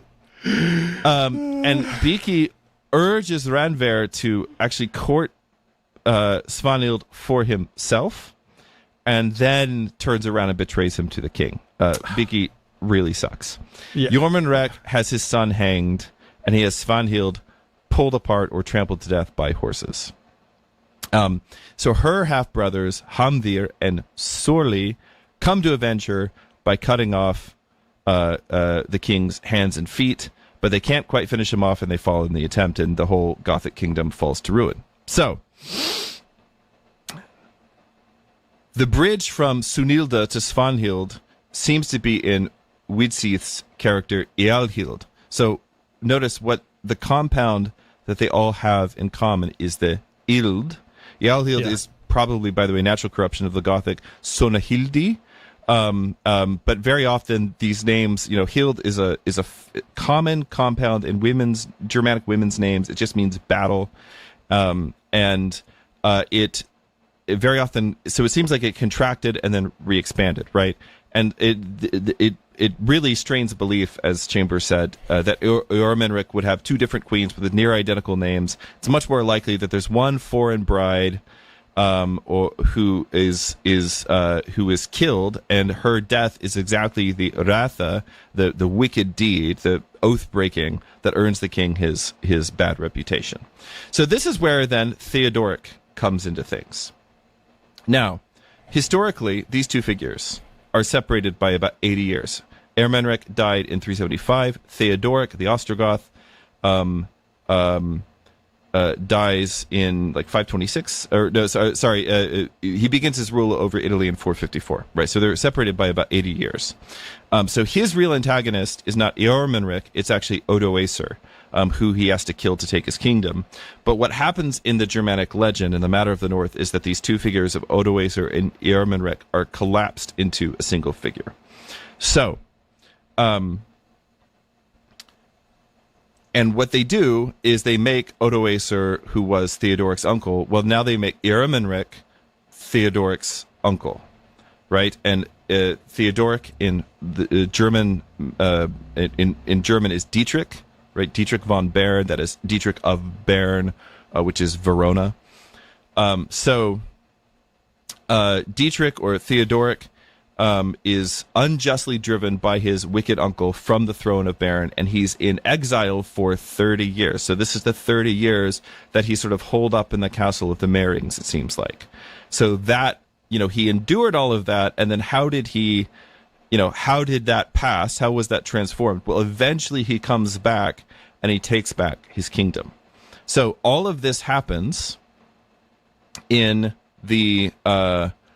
all of this happens in the saga of Didrik's Saga af Bern, which we read a little bit from when we were talking about the Volsunga Saga. This is a 13th century Norwegian compendium that was built from lost Low German lays. And it gathers all these characters, Thidrekr, Etzel, who is Attila the Hun, Ermenric, the smith Velent, and the Niflungs, or the Nibelungs, all into a single contiguous story. And it also mentions these two very important characters who are Urachin, that is hero, like exiled heroes, think like Aragorn, who also show up in Weedseath. And these are guys named Wudga, or Wudga, and Hama. Now, in the saga, he's called Vidga. But this is the son of Beadohild and Wayland. So you have the son, so you have the Wayland and the things that he suffered, and that was transformed by the revenge that he took. And then you have Beadohild and what she suffered, and that was compensated by, she took this, she gives birth to this great hero, right? And then you have Theodoric, who suffers the things that his uncle does to him. You have all the people suffering under Eormenric, but the way that all of this is resolved is in the figures of Hama and Wudga, and basically the way that they overturn the wicked king, and then Theodoric becomes king, and everything kind of has a happy ending. So what all of this means is that every single one of the characters in each of these stanzas can be shown to be connected, except for the Matilda character right in the middle of the poem, which seems to me to indicate that she is also part of that whole saga tradition. We just don't know how. Because it would be ridiculous to me to think that that was just an isolated story, not related to all these other characters who are actually super interrelated. Now, one last irony, this is your reward for sitting through that, okay? One last irony. Because I did get a little lost along the way. The Theodoric, okay. No, you don't have to take me back. No. We got to start back at the beginning in the book of Genesis. No. Yeah. So the short version, Wayland. Now the short version. Then Beadohild, and then her son becomes one of the heroes who helps Theodoric get his kingdom back from his evil uncle. Okay, that's the short version of the story. So these all their, but they all have their own stories. Would have had their own stories, which are then collected in all these different Norse and German sagas. Okay, but here's the irony at the end of it. Everyone in the chat wants me to just do the whole thing over again. Here's the irony. No, this was overcome, so may this be. Yeah, so may this be. The Theodoric, who Deor and the Germanic tradition intend, in general, treats so well, is the historical king, Theodoric the Great, who imprisoned and executed Boethius. He's an Arian. He imprisons, executes, has Boethius, he is martyred by having his neck choked with cords until his eyeballs pop out, and Pope Gregory the Great reports having a vision of his soul being cast into a volcano. And a later German legend, kind of like a Scientology sort of thing there. Yeah, there's a later Germanic. See that one coming. There's a later German legend that also like has a black horse carry him off to hell. In other words, he doesn't end well. But it's Boethius, who's condemned in Theodoric's own prison, who writes the Consolation of Philosophy, and its great image of Fortune's turning wheel, and that wheel turns directly behind Deor's pivot from the heroic catalog to the Wittig Drichten, the wise Lord who works change continually through the world. So why do these changes and transformations take place? Well, it's through God's will, which is Boethius's whole lesson. But Boethius was murdered by like the main guy in the poem. I just think that's very funny. Nobody is laughing. You're not laughing, Father Andrew. I just think it's very ironic. It's a lot of names. It's a lot of names. Yeah. I mean, I really spent a good part of my a good chunk of my adult life just trying to parse out how these legends relate to each other. It is to me one of the great puzzles. I've spent a good part of my adult life listening to you parse out how these legends relate to each other. It is one of the great puzzles of philology, and what I would really like to do one day would be to write a saga that would relate all these things to each other. So the poem ends. I've talked a lot. Why don't you read the last stanza? Okay. All right. Yeah. All right. Last stanza. I, for myself, want to say this. The poem itself is kind of doing its refrain. That for a while I was the shope of the Heidenings, dear to my lord. My name was Deor. Which just means deer, right? Isn't that what that means? Yeah. As in doe, a deer, a female deer.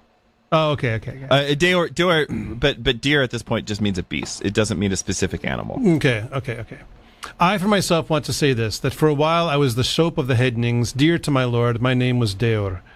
I had for many winters a good position, a loyal lord, until Heorenda now, a man skillful in songs, has taken the estate that the protector of warriors before gave to me.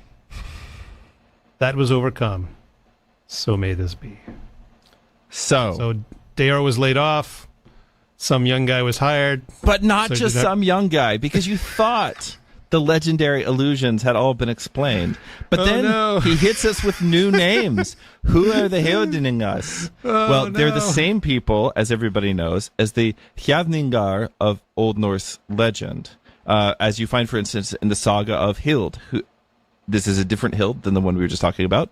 But she's the daughter of Hogni, who's one of the Nibelungs.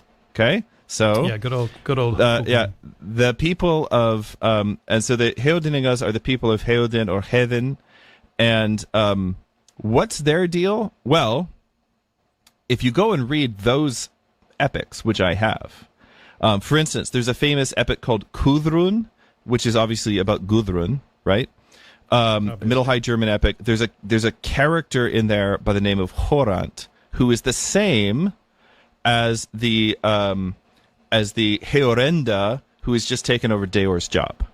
Now, in the saga and in the epic, Horant is like Orpheus. He's a singer of supernatural power. When he sings, the birds, the beasts fall silent, fish stop to listen, men forget their cares, etc. And by the way, Horant has his own epic in Old Yiddish. What? So, Old Yiddish epics. Yes, it's a whole thing, by the way, Old Yiddish epics. So, the point here is that Deor has not been edged out by some mediocre rival. He has actually lost his place to a legendary shop, like the stuff of magic and legend. And, by the way, what are the Hjavningar or the Heodeningas famous for? Well, what they're famous for in their saga is that each night they fight with Hild's father, Hogni. And they fight until they all kill each other. And then by Hild's magic, they're resurrected the next day to fight again until Ragnarok. Which is a legend precisely about suffering that does not end, that does not pass. There's no so he's setting his refrain against this legendary people whose defining story is actually unending strife. right? Yeah. So it's worth really kind of like, I know this is a lot of explanation, and there's no way. I mean, just go back and watch the video again, I guess. But I know it's a lot of explanation, but you just have to understand that this would have really like hit hard. This would have really hit home for people. Even Deor, right? Go hard, as the kids say. This one goes hard. Which means beast or wild creature, right? But it could also kind of mean bold or brave. And then it also sounds like Deor, which means deer, right? Yeah. Drichne deer, dear to my lord, right? So all of this is all of this is just like a series of puns. So it is a very intricate poem. Entire dissertations can and have been written on this poem, and shall be written on this poem. So, but if you can kind of tease out between all these sources and get the full story, I mean, that was, I'm speaking in English, so, linguistically, my ancestors, that was their great tale. And that's why I'm so fascinated by it, because it is itself a ruin, right? We have the work of giants here, and all we can sort of do is parse through it and take the names and compare things. But to me, that's where the juice is. So yeah. I hear you. All right. Well, finally done with Deor. That was overcome. So may this be. So, yes, this is the one that maybe some of you came for, because this is the one that especially the Tolkien lovers should know, or at least should know something from. I just want to point out that Tolkien certainly loved and studied the Deor poem. Absolutely. And has interesting notes on many of those characters. Yes. And now we're going to be discussing a 1961 hit by Dion called The Wanderer. No, this is a slightly older version, a slightly older poem than that one.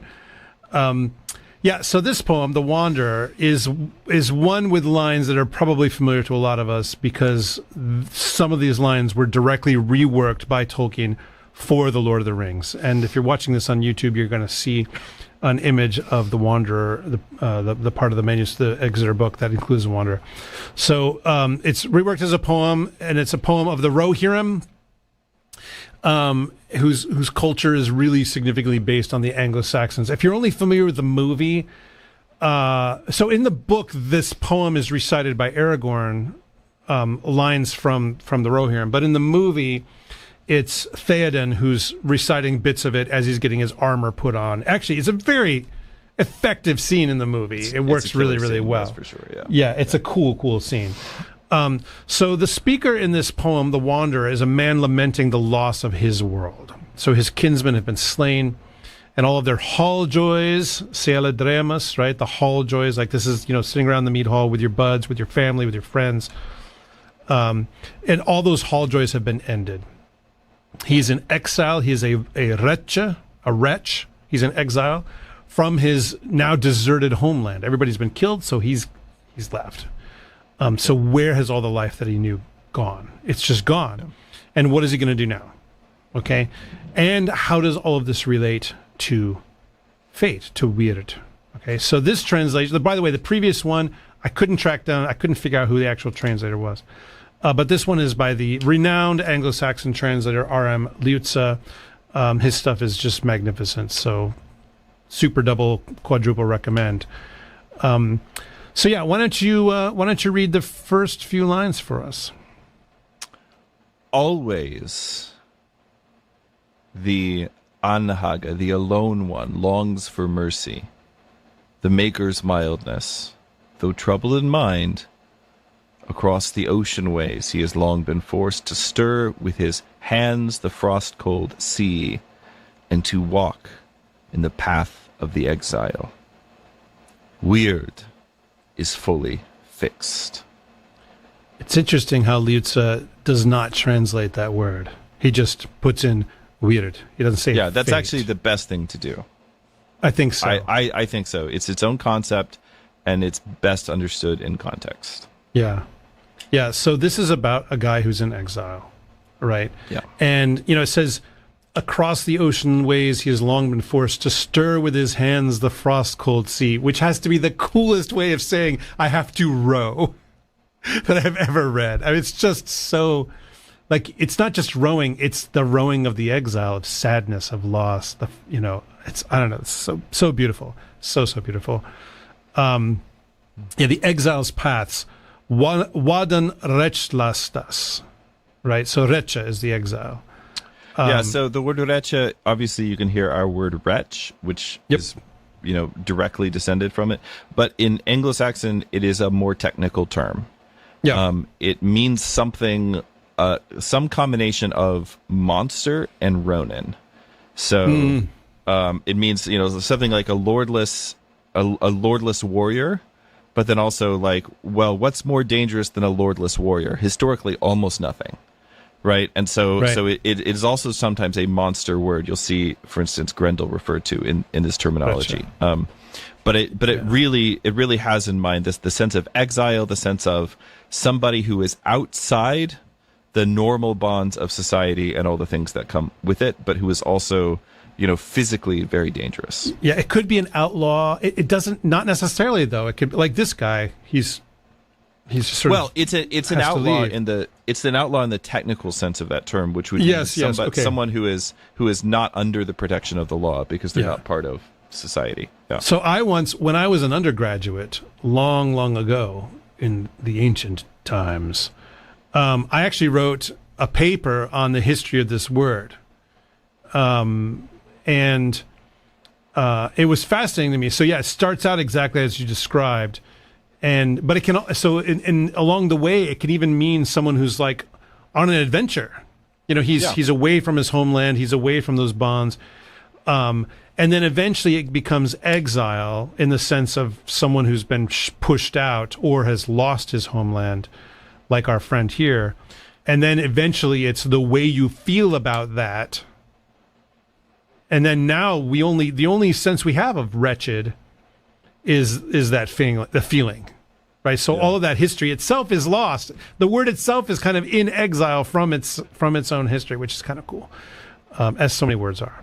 I don't know. I've been doing a lot of research recently on Old Irish pilgrimage words.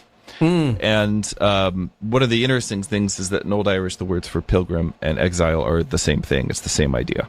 Yeah. And I don't know if that ever happened in Old English. Not to my knowledge, but I wouldn't have known to look in the past. So it's something I would like to look for.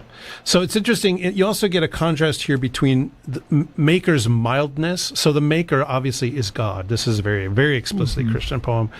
And mildness doesn't mean like, oh, he's a very mild God. No, milde it's the mercy of God, the maker's mildness, his kindness, his mercy.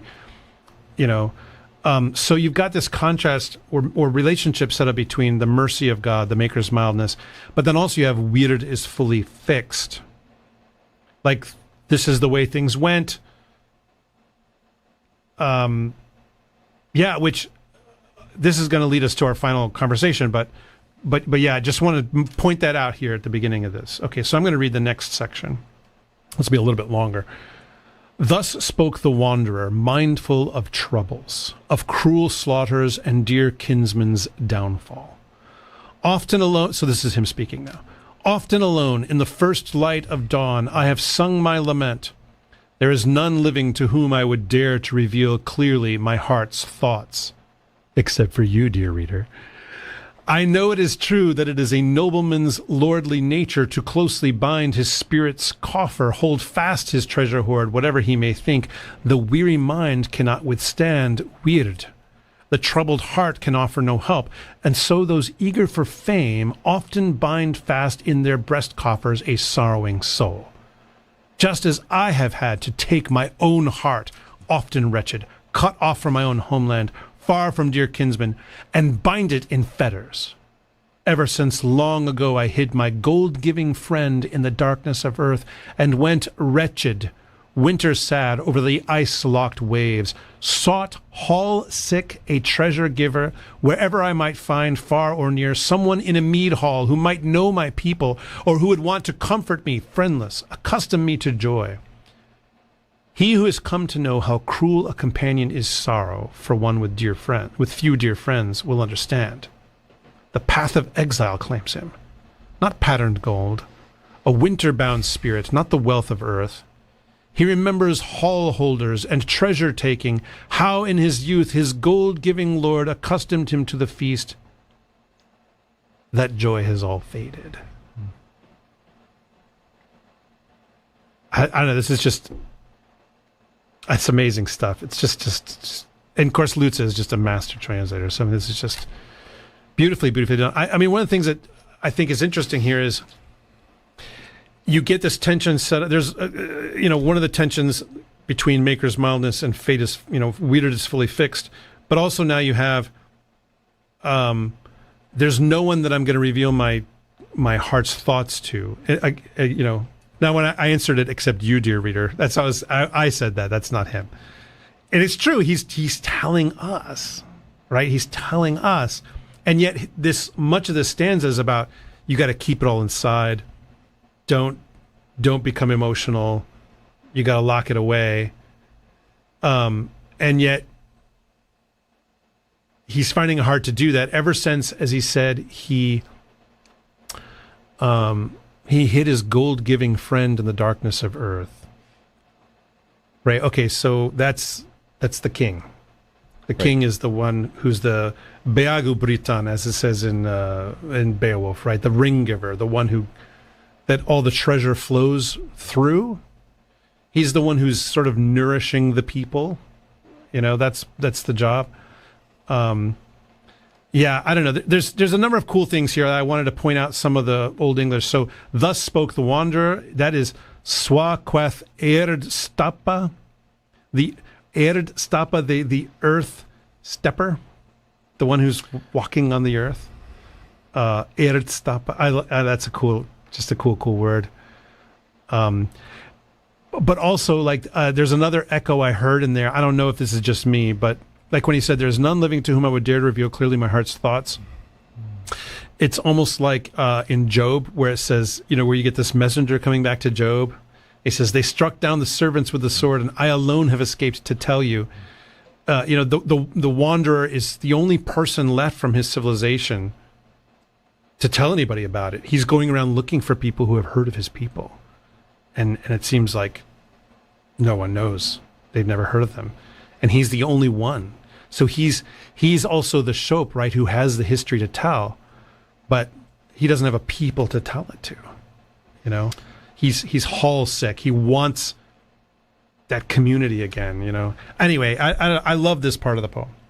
So one of the things that you should have taken away from the long explanation that was slowly putting Father Andrew to sleep a moment ago is not to sleep. Is the idea that one of the I'm telling you about all of these different, basically what amounted to petty warlords. We call them kings and chiefs and so on, right? But these are very small population numbers that we're dealing with. The battles are small battles.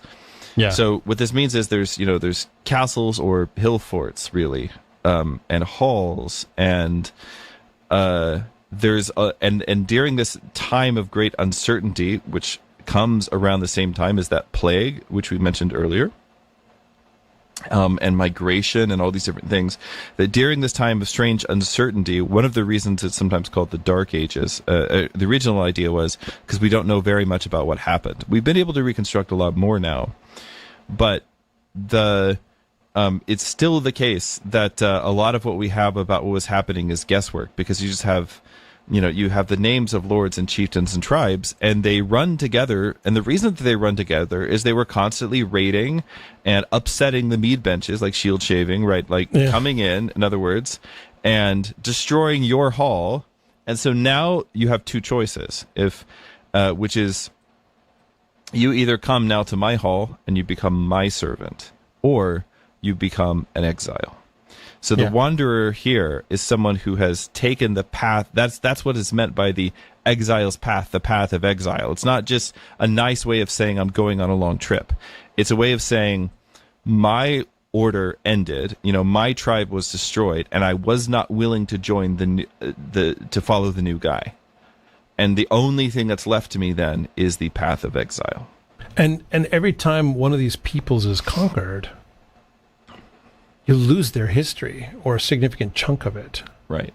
And that's how all those stories kind of run together. You see this in the sagas where it's like all basically eventually what happens is that the lineages of all the major families join up. And that probably really just happened that way historically. But it was happening because they were constantly fighting, they were constantly feuding. And then the survivors, right, have to sort of pick up the pieces of civilization. So the path of exile is the path of Dietrich. Right, or of Theodoric, right, which is to go into exile and try to build something somewhere else, right? Yeah. That's, or to go try to find some friends, come back, get some revenge. Why don't you read this next section? And so he who has long been forced to forego his lord's beloved words of counsel will understand. When sorrow and sleep both together often bind up the wretched exile, it seems in his mind that he clasps and kisses his lord of men, and on his knees lays hands and head, as he sometimes long ago in earlier days enjoyed the gift throne. But when the friendless man awakens again, he sees before him the fallow waves, seabirds bathing, spreading their feathers, frost falling and snow mingled with hail, and the heart's wounds are that much heavier, longing for his loved one. Sorrow is renewed. When the memory of kinsmen flies through the mind, he greets them with great joy, greedily surveys his hall companions. They always swim away. The floating spirits bring too few familiar voices. Cares are renewed. For one who must send over and over a weary heart across the binding waves. This is so yeah, I mean, it's just very evocative, very psychological in a certain sense. He's talking about the experience of having dreams about the people that you've lost and how they just, it only makes things worse. Yeah. Excuse me. Yeah. It only makes things worse to think about the people that, the good times that were there and the past and the people that you've lost, the kinsmen, your fellow warriors, and so on. And he's still he's rowing still, right? Like this whole thing is while he's rowing, You can almost imagine like he's out on the water and it's not hot, right? He's talking about snow. So it's not like the sun is beating down. But anyway, he's out on the water and he's sort of hallucinating, almost. I mean, it's not just a hallucination, right? But it's sort of like as he's rowing, maybe through the mist, right? He hears voices, and then he looks and, oh no, it's just a bird, right? It's just the seabirds bathing, spreading their feathers. Oh, that was just the frost falling and the snow mingled with hail. Is that so-and-so? No, they always swim away. Floating spirits. Yeah. And then that last bit, a weary heart, cares are renewed for one who must send over and over a weary heart across the binding waves. Yeah, so he keeps sending his heart out after the apparitions. That's the idea. That's just, yeah. It's hard to imagine this was written by someone, and of course the scribe who wrote this down is not the author. Right. I mean, almost definitely not. Right. But it's hard not to. It's not hard to imagine that this may have been written by someone who. This was almost certainly written by someone who actually experienced this experience. Right. It's very personal. Yeah. But also, what happened to a lot of those guys as Christianity was coming into the frame is a lot of them went on to become monks. Like you're walking the path of exile, and now somebody gives you a new lord to serve, a new master, a new path, a new way, new brotherhood to join. So it's, if you're thinking about what was the chain of transmission, how did this story, which it comes from a warrior aristocracy, kind of make, but is about this intensely personal loss, how does it make its way into a monastic collection of literature? Well, it's actually not too difficult to imagine exactly how it happened, and the answer is probably very deeply personal. Yeah. All right, continuing on. And so I cannot imagine for all this world why my spirit should not grow dark when I think through all this life of men how suddenly they gave up the hall floor, mighty young retainers. Thus this middle earth droops and decays every single day. And so a man cannot become wise before he has weathered his share of winters in this world. A wise man must be patient, neither too hot-hearted, nor too hasty with words, nor too weak in war, nor too unwise in thoughts, neither fretting, nor fawning, nor greedy for wealth, never eager for boasting before he truly understands. A man must wait when he makes a boast until the brave spirit understands truly where the thoughts of his heart will turn. This is interesting, and now he talks about what is the wise man like? What is a man should be? How should a man be? I mean, this part starts, of course, with the sort of the sudden death of his companions. He says, "I think through all this life of men, how suddenly they gave up the hall floor, mighty young retainers." All of his friends are just killed. We don't know exactly what happened, but clearly some kind of raid or conquest. Actually, he tells us what happened. Yeah. No, right here, though, he tells us what happened. He talks about all my friends died when they were young before they had a chance to learn wisdom. Well, what does a wise man do? He's patient. He's not too hot-headed. He's not hasty in his words. Like, you don't want to say this is what my... You don't want to say, this is what my friends this was what their problem was. Anglo-Saxons wouldn't say, this is what their problem was. That's too direct. They like to understate things. So what they would say instead is, if they lived a little bit longer and learned patience, then they wouldn't have what? Well, they wouldn't have been too hasty with words. They wouldn't have been unwise in their thoughts. And very importantly, they would not have made boasts. They would not have written checks that their body could not cash. Right, so to speak. Wow. To quote another great Anglo-Saxon epic. No, but this is that came out of nowhere. No, I mean, not really though. That reference maybe a little bit. But if you've read a lot of Germanic epics, if you've read a lot of sagas, you'll know that the way that a kings and warlords, chieftains, war bands are most often overthrown is by being lured into making a boast, which they then, while they're drunk and then when they're sober, they have to actually follow through on that thing.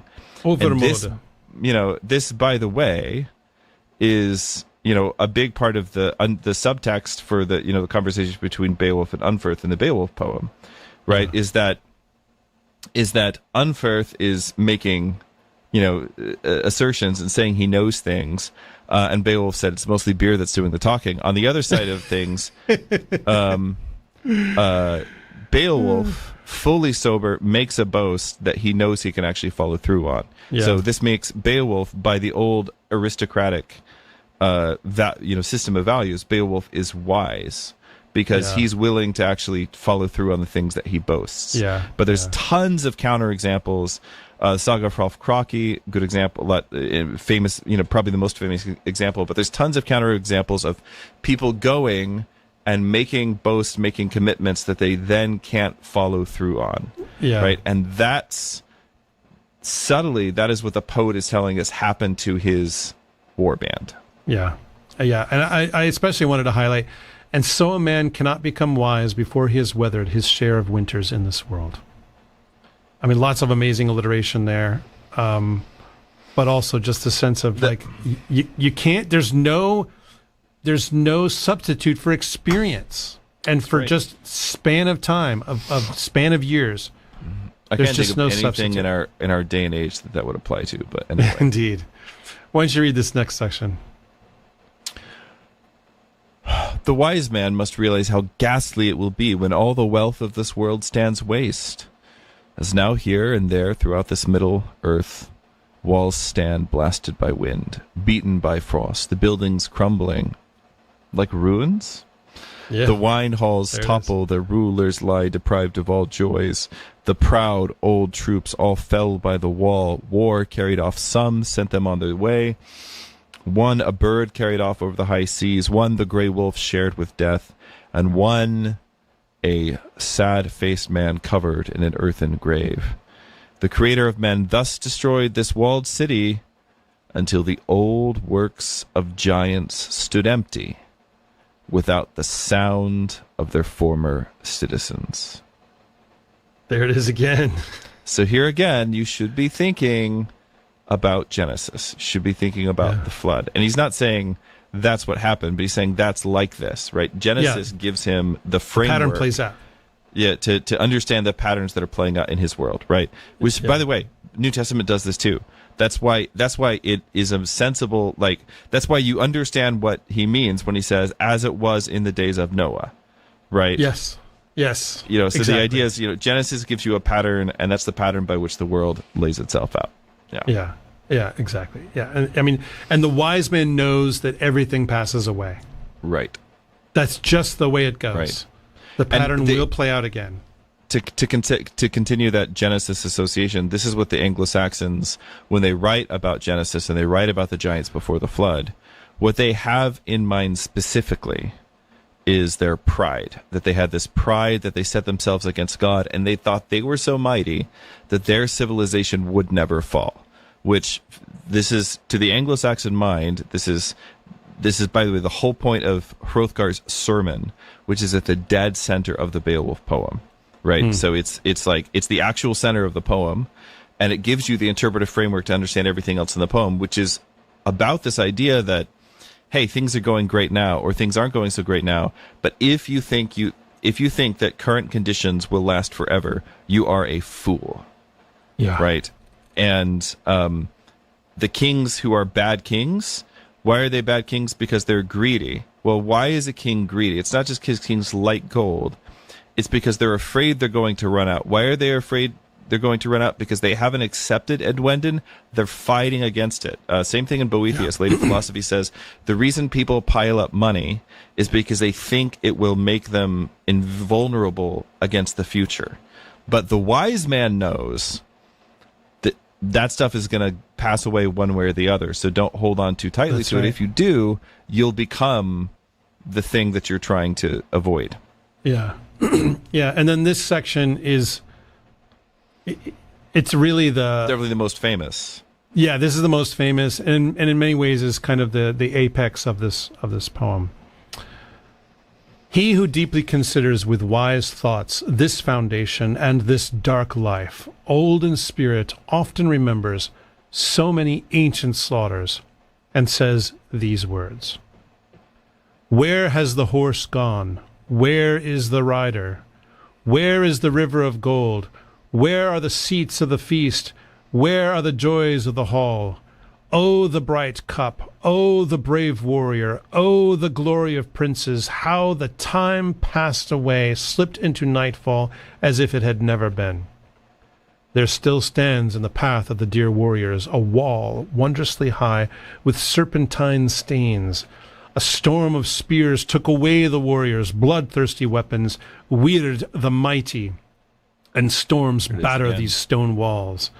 Frost falling binds up the earth. The howl of winter when blackness comes, night's shadow looms, sends down from the north harsh hailstones in hatred of men. All is toilsome in the earthly kingdom. The working of weird changes the world under heaven. Here wealth is fleeting. Here friends are fleeting. Here man is fleeting. Here woman is fleeting. All the framework of this earth will stand empty. And I'm sure now, so there's the lines you probably remember from Tolkien, where he says, where now the horse and the rider, where is the horn that was blowing? That's the Tolkien version. So here's how it is in Old English, because you should hear this. Where cum mer, where cum mago, where cum mothum gifa, where quam simbla yesetu, where sindon sela dreamas. Right? Where the horse gone? Where is the rider? Where is the river of gold? Where are the seats of the feast? Where of the joys of the hall? So yeah, this is a very famous poetic trope called in Latin ubi sunt, which means where are. right? I know you have something to say about that. So say it. Yeah, the Ubisunt is, it's there, obviously, the Book of Job, not originally written in Latin, right? But this is sort of like, where were you when, right? So there you can use this in a kind of a couple of different ways. But generally speaking, it's a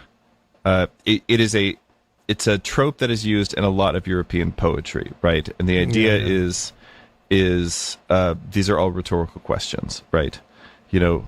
Where's the, and you have to imagine he's standing now, like he's either thinking back to when he's standing over the ruins of his people, or perhaps, he's rowed his little coracle, he's rowed his little boat up to a shore, and as he comes up the shore, there's just ruins, right? But the idea is he's there looking over the elegiac, the old work of giants, standing empty. And he's basically saying, where has all of this gone? Yeah. Where was all the strength, like all the glory, all the things people thought were good and beautiful and valuable about this, and rightly so, right? It's easy to just be like, oh, vanity of vanities, all is vanity, right? But obviously, it's good to have horses and riders. It's good to have celadremas, hall joys. It's good to have bright cups. It's good to have mailed warriors. These are all good things. But then he answers the question. All these things have passed away. They have Yunath under Nichthelm, Swacheo Newera. That is, night's, literally night's covering. But it's, I always, when I translated this one, I think I translated it like under the helm of night or something like that, because I just really like that. Nichthelm. It's very, very evocative, right? But they've gone now under the covering of night as though they never were, right? And then this is going to be the same thing that drives the kind of conclusion that we come to, that everything is lana, that is on loan, right? So here wealth is fleeting, here friends are fleeting, here man is fleeting, here kinsmen are fleeting. Yeah. And everything that you hold dear in the world is going to pass away at some point. I mean, it is one of the most evocative passages. By the way, a lot of people think that the person who wrote the Ruin, the poet who wrote the Ruin, is the same one who wrote this poem for a lot of reasons. It's always hard to tell because, but a lot of people think the Seafarer, the Ruin, the Wanderer, all written by the same poet. They share so many phrases and so much vocabulary, and it's sometimes hard to tell like how many of those are just part of the same poetic formulaic tradition, and being employed in that way. But I think that these two poems in particular, and probably also the Seafarer, they're just all too close together to my mind to have been written by different people. So all right, finish it out. So said the wise one in his mind, sitting apart in meditation. So, by the way, notice, thinking these thoughts, and boy, are they bummer thoughts. But these are not actually the lament of a somebody who's just cursing fate. I should have pointed this out a moment ago. No, it's not. The prelude to the Ubi Sunt was, he who deeply considers with wise thoughts this foundation and this dark life, old in spirit, often remembers so many ancient slaughters, all the wars I was just talking about, and then says these words. And then that's where is the horse gone? But that who's that in contrast to? That's in contrast to his old mates, to his old buddies, who never gained wisdom, right? Who didn't gain wisdom, and maybe it brought about the ruin of their tribe or their war band. They didn't gain this wisdom. He has this wisdom. Why does he have this wisdom? Because he has seen winters in the world. He's been around a little bit, And so we, at the end, we get this, the thing is like, oh, wait a minute, this is not just a lamentation. This is actually the meditation of somebody wise. He's going to give us a little bit of the wisdom that he's gained.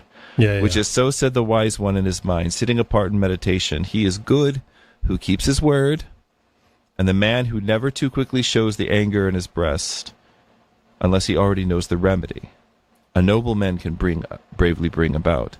It will be well for the one who seeks mercy, consolation, or frofre, in Old English, from the Father in heaven, where for us all stability stands. Ooh. I get chills at those last couple lines. Here's the thing. I do. Read this paragraph, this last couple of lines. Read it, and then go read Beowulf's last speech as he is dying. And what you will find is they are the same meditation. Beowulf, as he's sitting there at the end of his life, he's not asking himself, am I the god king? Am I a good king? Am I, he says, I've kept all my oaths. I've never been unfair to anybody. I've never been quick to anger. I may well expect to receive frofri, consolation, from the Father when I die. So, if you take Beowulf in constellation with these other poems that are about this pattern of Edwend and this pattern of Until, I basically would make the case, and I made this case weirdly enough in a debate once with somebody who basically wanted to argue that Beowulf was supposed to be a negative example within the poem. But I would make the case that the whole point of the Beowulf poem is that Beowulf turns out to be that kind of guy, which is to say you might not end up being a king, you might not end up being a great hero, but everybody has to endure change. And Beowulf is someone who sort of took what came, endured it well, and never, throughout his life, doesn't do all the wrong things. What happens when the heroic, warrior culture of the Old North, all the things that happens when it goes wrong. Beowulf doesn't do those things. He's not greedy. He doesn't get involved in revenge feuds. He settles problems, like all these things. And because of that, he can expect consolation from the Father. Yeah. Yeah. Cool stuff. All right. Well, before we have our final words on Weird, let's see what's going on in the chat. All right. Yes, someone comments on, there's a whole discussion at the beginning about card catalogs. Paul describes them as hyperlinks. They're sort of the hyperlinks. I mean, that's sort of true.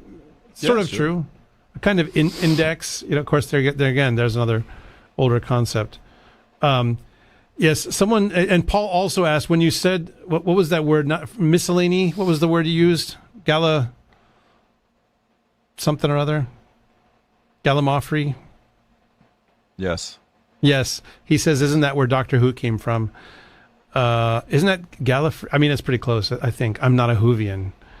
That is Gallifrey. Gallifrey. Okay. All right. Yeah. Gallimaufry means a medley, or a and to be totally fair, so gallimaufry originally means like a ragu, like a kind of a stew, but a lot of times a lot of people see it as it means things that are thrown together in a confused jumble, which is not really an apt way actually to describe the Exeter book, as I think I've really tried to demonstrate. It has, there's a lot of good order to the way that it is organized. Yeah. So then there's another discussion somewhat about the lacunae and the ruin of the text. Sam suggests we could ask ChatGPT to fill in the gaps in the manuscript. I don't know if I'm sure you're not entirely serious, Sam. But, there's a lot of conjectures about some of these things, but others, in many cases, the gaps are so large, there's no quite way to know. Like, it's just like playing Mad Libs, where you just sort of try to fill in, there's a noun here, or there's a verb here, but who knows what it might be. You can make some guesses on some of these things. In the case of smaller lacunae, you can with poetry, it's relatively easy to do, because Old English poetry is alliterative. Gotta alliterate. If the poet is following his rules, then it's not just alliteration; it's also stress. So you can really narrow it down to what is a word that makes sense here, and also meets the alliteration and the stress requirements. And that's a pretty easy question to answer. The problem is when you have multiple lines missing. Well, now you have no idea where you are in the alliteration scheme, and it's basically impossible to reconstruct. Right. Savannah mentions, I could probably just show you guys one of my toddler's books and it would look about the same. I mean... fair. Yeah, exactly. There's a whole discussion I'm going to skip over about Adam and his fatherhood. Let's see. Fate is a pretty weird concept. Thank you very much, Sam Cook. Very funny. Because, of course, weird does come from weird. Right. It's connected in that way. But, of course, we don't mean anything like that now when we use the word weird, as in, well, that's weird. Paul mentions also, he says, I submit that the writer's meaning of fate, weird, is not necessarily even what the Orthodox fathers meant. No, I don't think so, but that's because it's culturally bound. Like, every language has its own words to mean particular things. That might mean something theological or philosophical that could be distinct. But I mean, it's not like the Christian tradition doesn't have a sense of if the sovereignty of God. If you don't think that there's an idea of, if you don't think there's an idea of fate as something that's separate from but subordinate to the sovereignty of God in the fathers of the church, like you probably don't actually understand as much as you think you do about the ancient world. Like, and Boethius obviously being a classic example. But then what they do in the Middle Ages with this idea is to sort of say what they're trying to really reconcile. Think about it in this way: you need to reconcile the fact that there is change in the world, right? Which is actually a huge philosophical problem. The two biggest philosophical problems is, why is there more than one thing, and why do things change?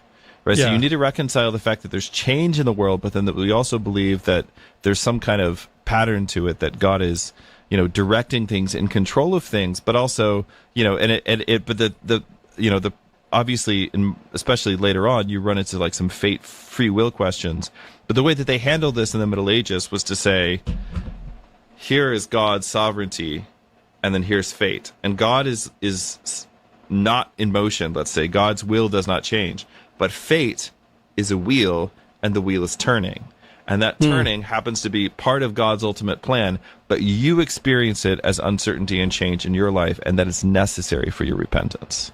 Yeah. I think, and let's just talk about weird right now. So, I think one of the things that's really important as you read literature of the pre-modern world, medieval literature, of course, which we spend a lot of time on, which this is, that we've been reading, but patristic literature and pagan literature before that, which we spend some time on as well. There is often this sense that the gods or the spirits or God himself are going to do what they're going to do. Now, this is especially from a pagan point of view. They're going to do what they're going to do, and you're probably going to get squished. You're going to get squished, and that's just the way it is. And if you read, there's a lot of fatalism. Think of fate and fatal, by the way, are cognates, boys and girls. There's a lot of fatalism in pagan literature. And that's because it's not because they have a philosophical dedication to like some kind of like Calvinistic, predeterministic, that's not what's going on. It's a sense that there are forces bigger than you, and they can do what they want to you. And there's nothing you can do about it because they're bigger than you. Right? That's what it really comes down to. And this is one of the reasons why the gospel, when it's preached, is a thunderclap across the world. Because it says, you can be free of that. And indeed, it says that your fate, your ultimate fate, is actually up to you. Now, that doesn't make you omnipotent, but it means that God has given you the maximum freedom that a human being can have, which is on the one end to become equal to the angels, on the other end to become equal to the devils, right? And whereas an ancient pagan would not have had that was not he couldn't move very far along that continuum, if at all. A handful of people got to become elevated to become gods, whereas Christianity says that everyone can be elevated in that way. And it's up to you, right? You can't change God. You cannot change the weather. You cannot, there are things bigger than you and beyond you. And I think that is a really, really important lesson. There is a sense in which weird, even this Christian sense of it that we're encountering in these poems is a lesson we need to learn in our modern hyper-technological age where we think we can kind of control the world. But things happen that are beyond us, that we cannot control. What you can control is how you respond to it, which is one of the big themes that's going on in these poems. And so I think that we swung so far in the direction of thinking that we are the masters of this world that I think, not that we need to go back to fatalism, we don't. But a lot of people who finally come face to face with the fact that they are not omnipotent, often it drives them into very, very dark places. I thought I could kind of do anything, and wait, hold on, there's limits. But what the asceticism of Christianity teaches is, okay, there are limits. I acknowledge those limits. As you mentioned earlier, I accept weird. I accept what is happening. I accept the will of God. And it's within that acceptance, then there's personal transformation possible and freedom and all this kind of stuff. So, I honestly see this as very compatible with Orthodox understandings of what we would call fate and free will. So it's just a particular expression of it. Part of the difficulty is the imprecision, and I've been doing this the whole episode. But the imprecision about which we were speaking about the actually distinct ideas of fate and fortune. Mm-hmm. So, and it's tricky when it comes to weird, because just to give you an example, right? So, in the Anglo-Saxon Boethius, right, the Old English constellation of philosophy, Boethius himself suffers one of these patterns of until that we've been talking about. Then Boethius's mind was greatly troubled. For a long time he'd enjoyed prosperity under the skies. He found it all the harder to endure so harsh a time when it befell. So look, he's explained that he's experiencing Edwendon, and he's not adjusting to it well, and that's a problem, right? Yeah. And so then one of the things that changes in the Anglo-Saxon Boethius is that the character Lady Philosophy is replaced with the character of Wisdom. Wisdom is a character in multiple Old English poems, and is the wisdom of God, basically, right? And so Wisdom comes to Boethius, and he tells him, this sort of change comes inevitably to all men, just as surely as winter brings excessively cold weather and swift winds. But also, weird is changeable, because he says, is it not now explained to you clearly enough that fate, here translated as weird, cannot give you joy, because both fate, that is weird, and felicity are mutable, and therefore felicities are very frail and fleeting. Okay, so is weird fixed, or is it changeable? And the problem is that the Old English translator of Boethius, in Latin, there are two different words, fate and fortune. And in Old English, those are both collapsed into the idea of weird. So just to give one more example, this is from chapter 29 of the Old English Boethius. It says, fate, that here translated as weird, then delivers to all creatures appearances, places, times, and orderings. So, and this fate, this weird, comes from the intelligence of the Almighty God. The immutable fate we call weird acts according to his providence and his design as he plans that it should be. We call it weird after it is done. Previously, it was weird. That is, we call it fortune after. We call it fate after it was done. Previously, it was fortune. Right. So, it is a word that has a lot of semantic range, and you have to understand it as like it's both this changeable thing, but then after it's passed, you're like, well, that's the only way it could have happened. Yeah. And that's why it says fate is. He said, weird is fully fixed. Right, in the Wanderer. It's like, well, now that it's done, there's no going back. What is done is done. But I honestly, I find a single word with this bigger semantic range. Now, maybe this is, I don't know, maybe this is my English-speaking bias. But I find a single word with this semantic range consonant with human experience. Yeah, of course. I don't know. I think that's more the way that it goes than to be able to say, okay, there's, fate. I mean, I understand. Yeah, fate and fortune. Okay. These are distinct. But I think that they kind of belong together.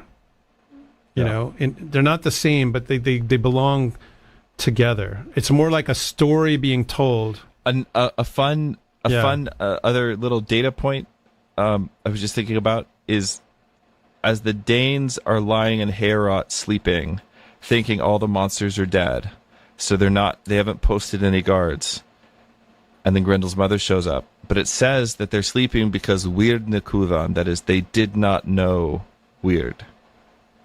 So and I don't think the idea is they just didn't know their fates. I think it is more like they thought this new state of affairs was going to last forever. Yeah. Right? So it's this similar kind of thing.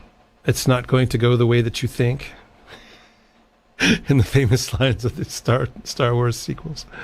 So, all right. Well, there's a lot of other great things going on in the chat. But we're at 2.5 hours, so I think we're way over time. Yeah. Yes, exactly. Our fate, our weirds now. I just want to say this episode. We got through the main body of the script at the 2-hour mark, even with my very, very tight and efficient explanation of old Gothic sagas. So the apologia. Yeah, all right. Well, anyway, that's the end. Well, that is all the loss and fleeting instability I can take for today. Just kidding. If I couldn't take it, I wouldn't be a good hero. But the wise man knows that the Father in heaven is where for us all of our stability stands. And that is certainly something we can hope for as Christians. Amen. Amen. Where now the mic and the camera? Where the producer and the streamer? Where the YouTube chat and the bright flickering ring light? If you want to know, make sure you click the little YouTube bell so that you get notified every time we release a new episode. Nice. Next time, we'll be headed back to the Baltic to talk sea snakes and syncretism. Is there some country in the Baltic that you are mildly obsessed with, Father Andrew? I can't remember now. I don't know. Okay. It's not Sweden. We'll find out next time, I guess. Yeah, not Sweden. Until next time, fare you well wherever you may wander. And just to be very, very clear, you've got Wayland, and then he gets a lady pregnant, and then she has a son, and he's a hero, and he helps Theodoric get his kingdom back from Eormenric. Very simple. Very simple.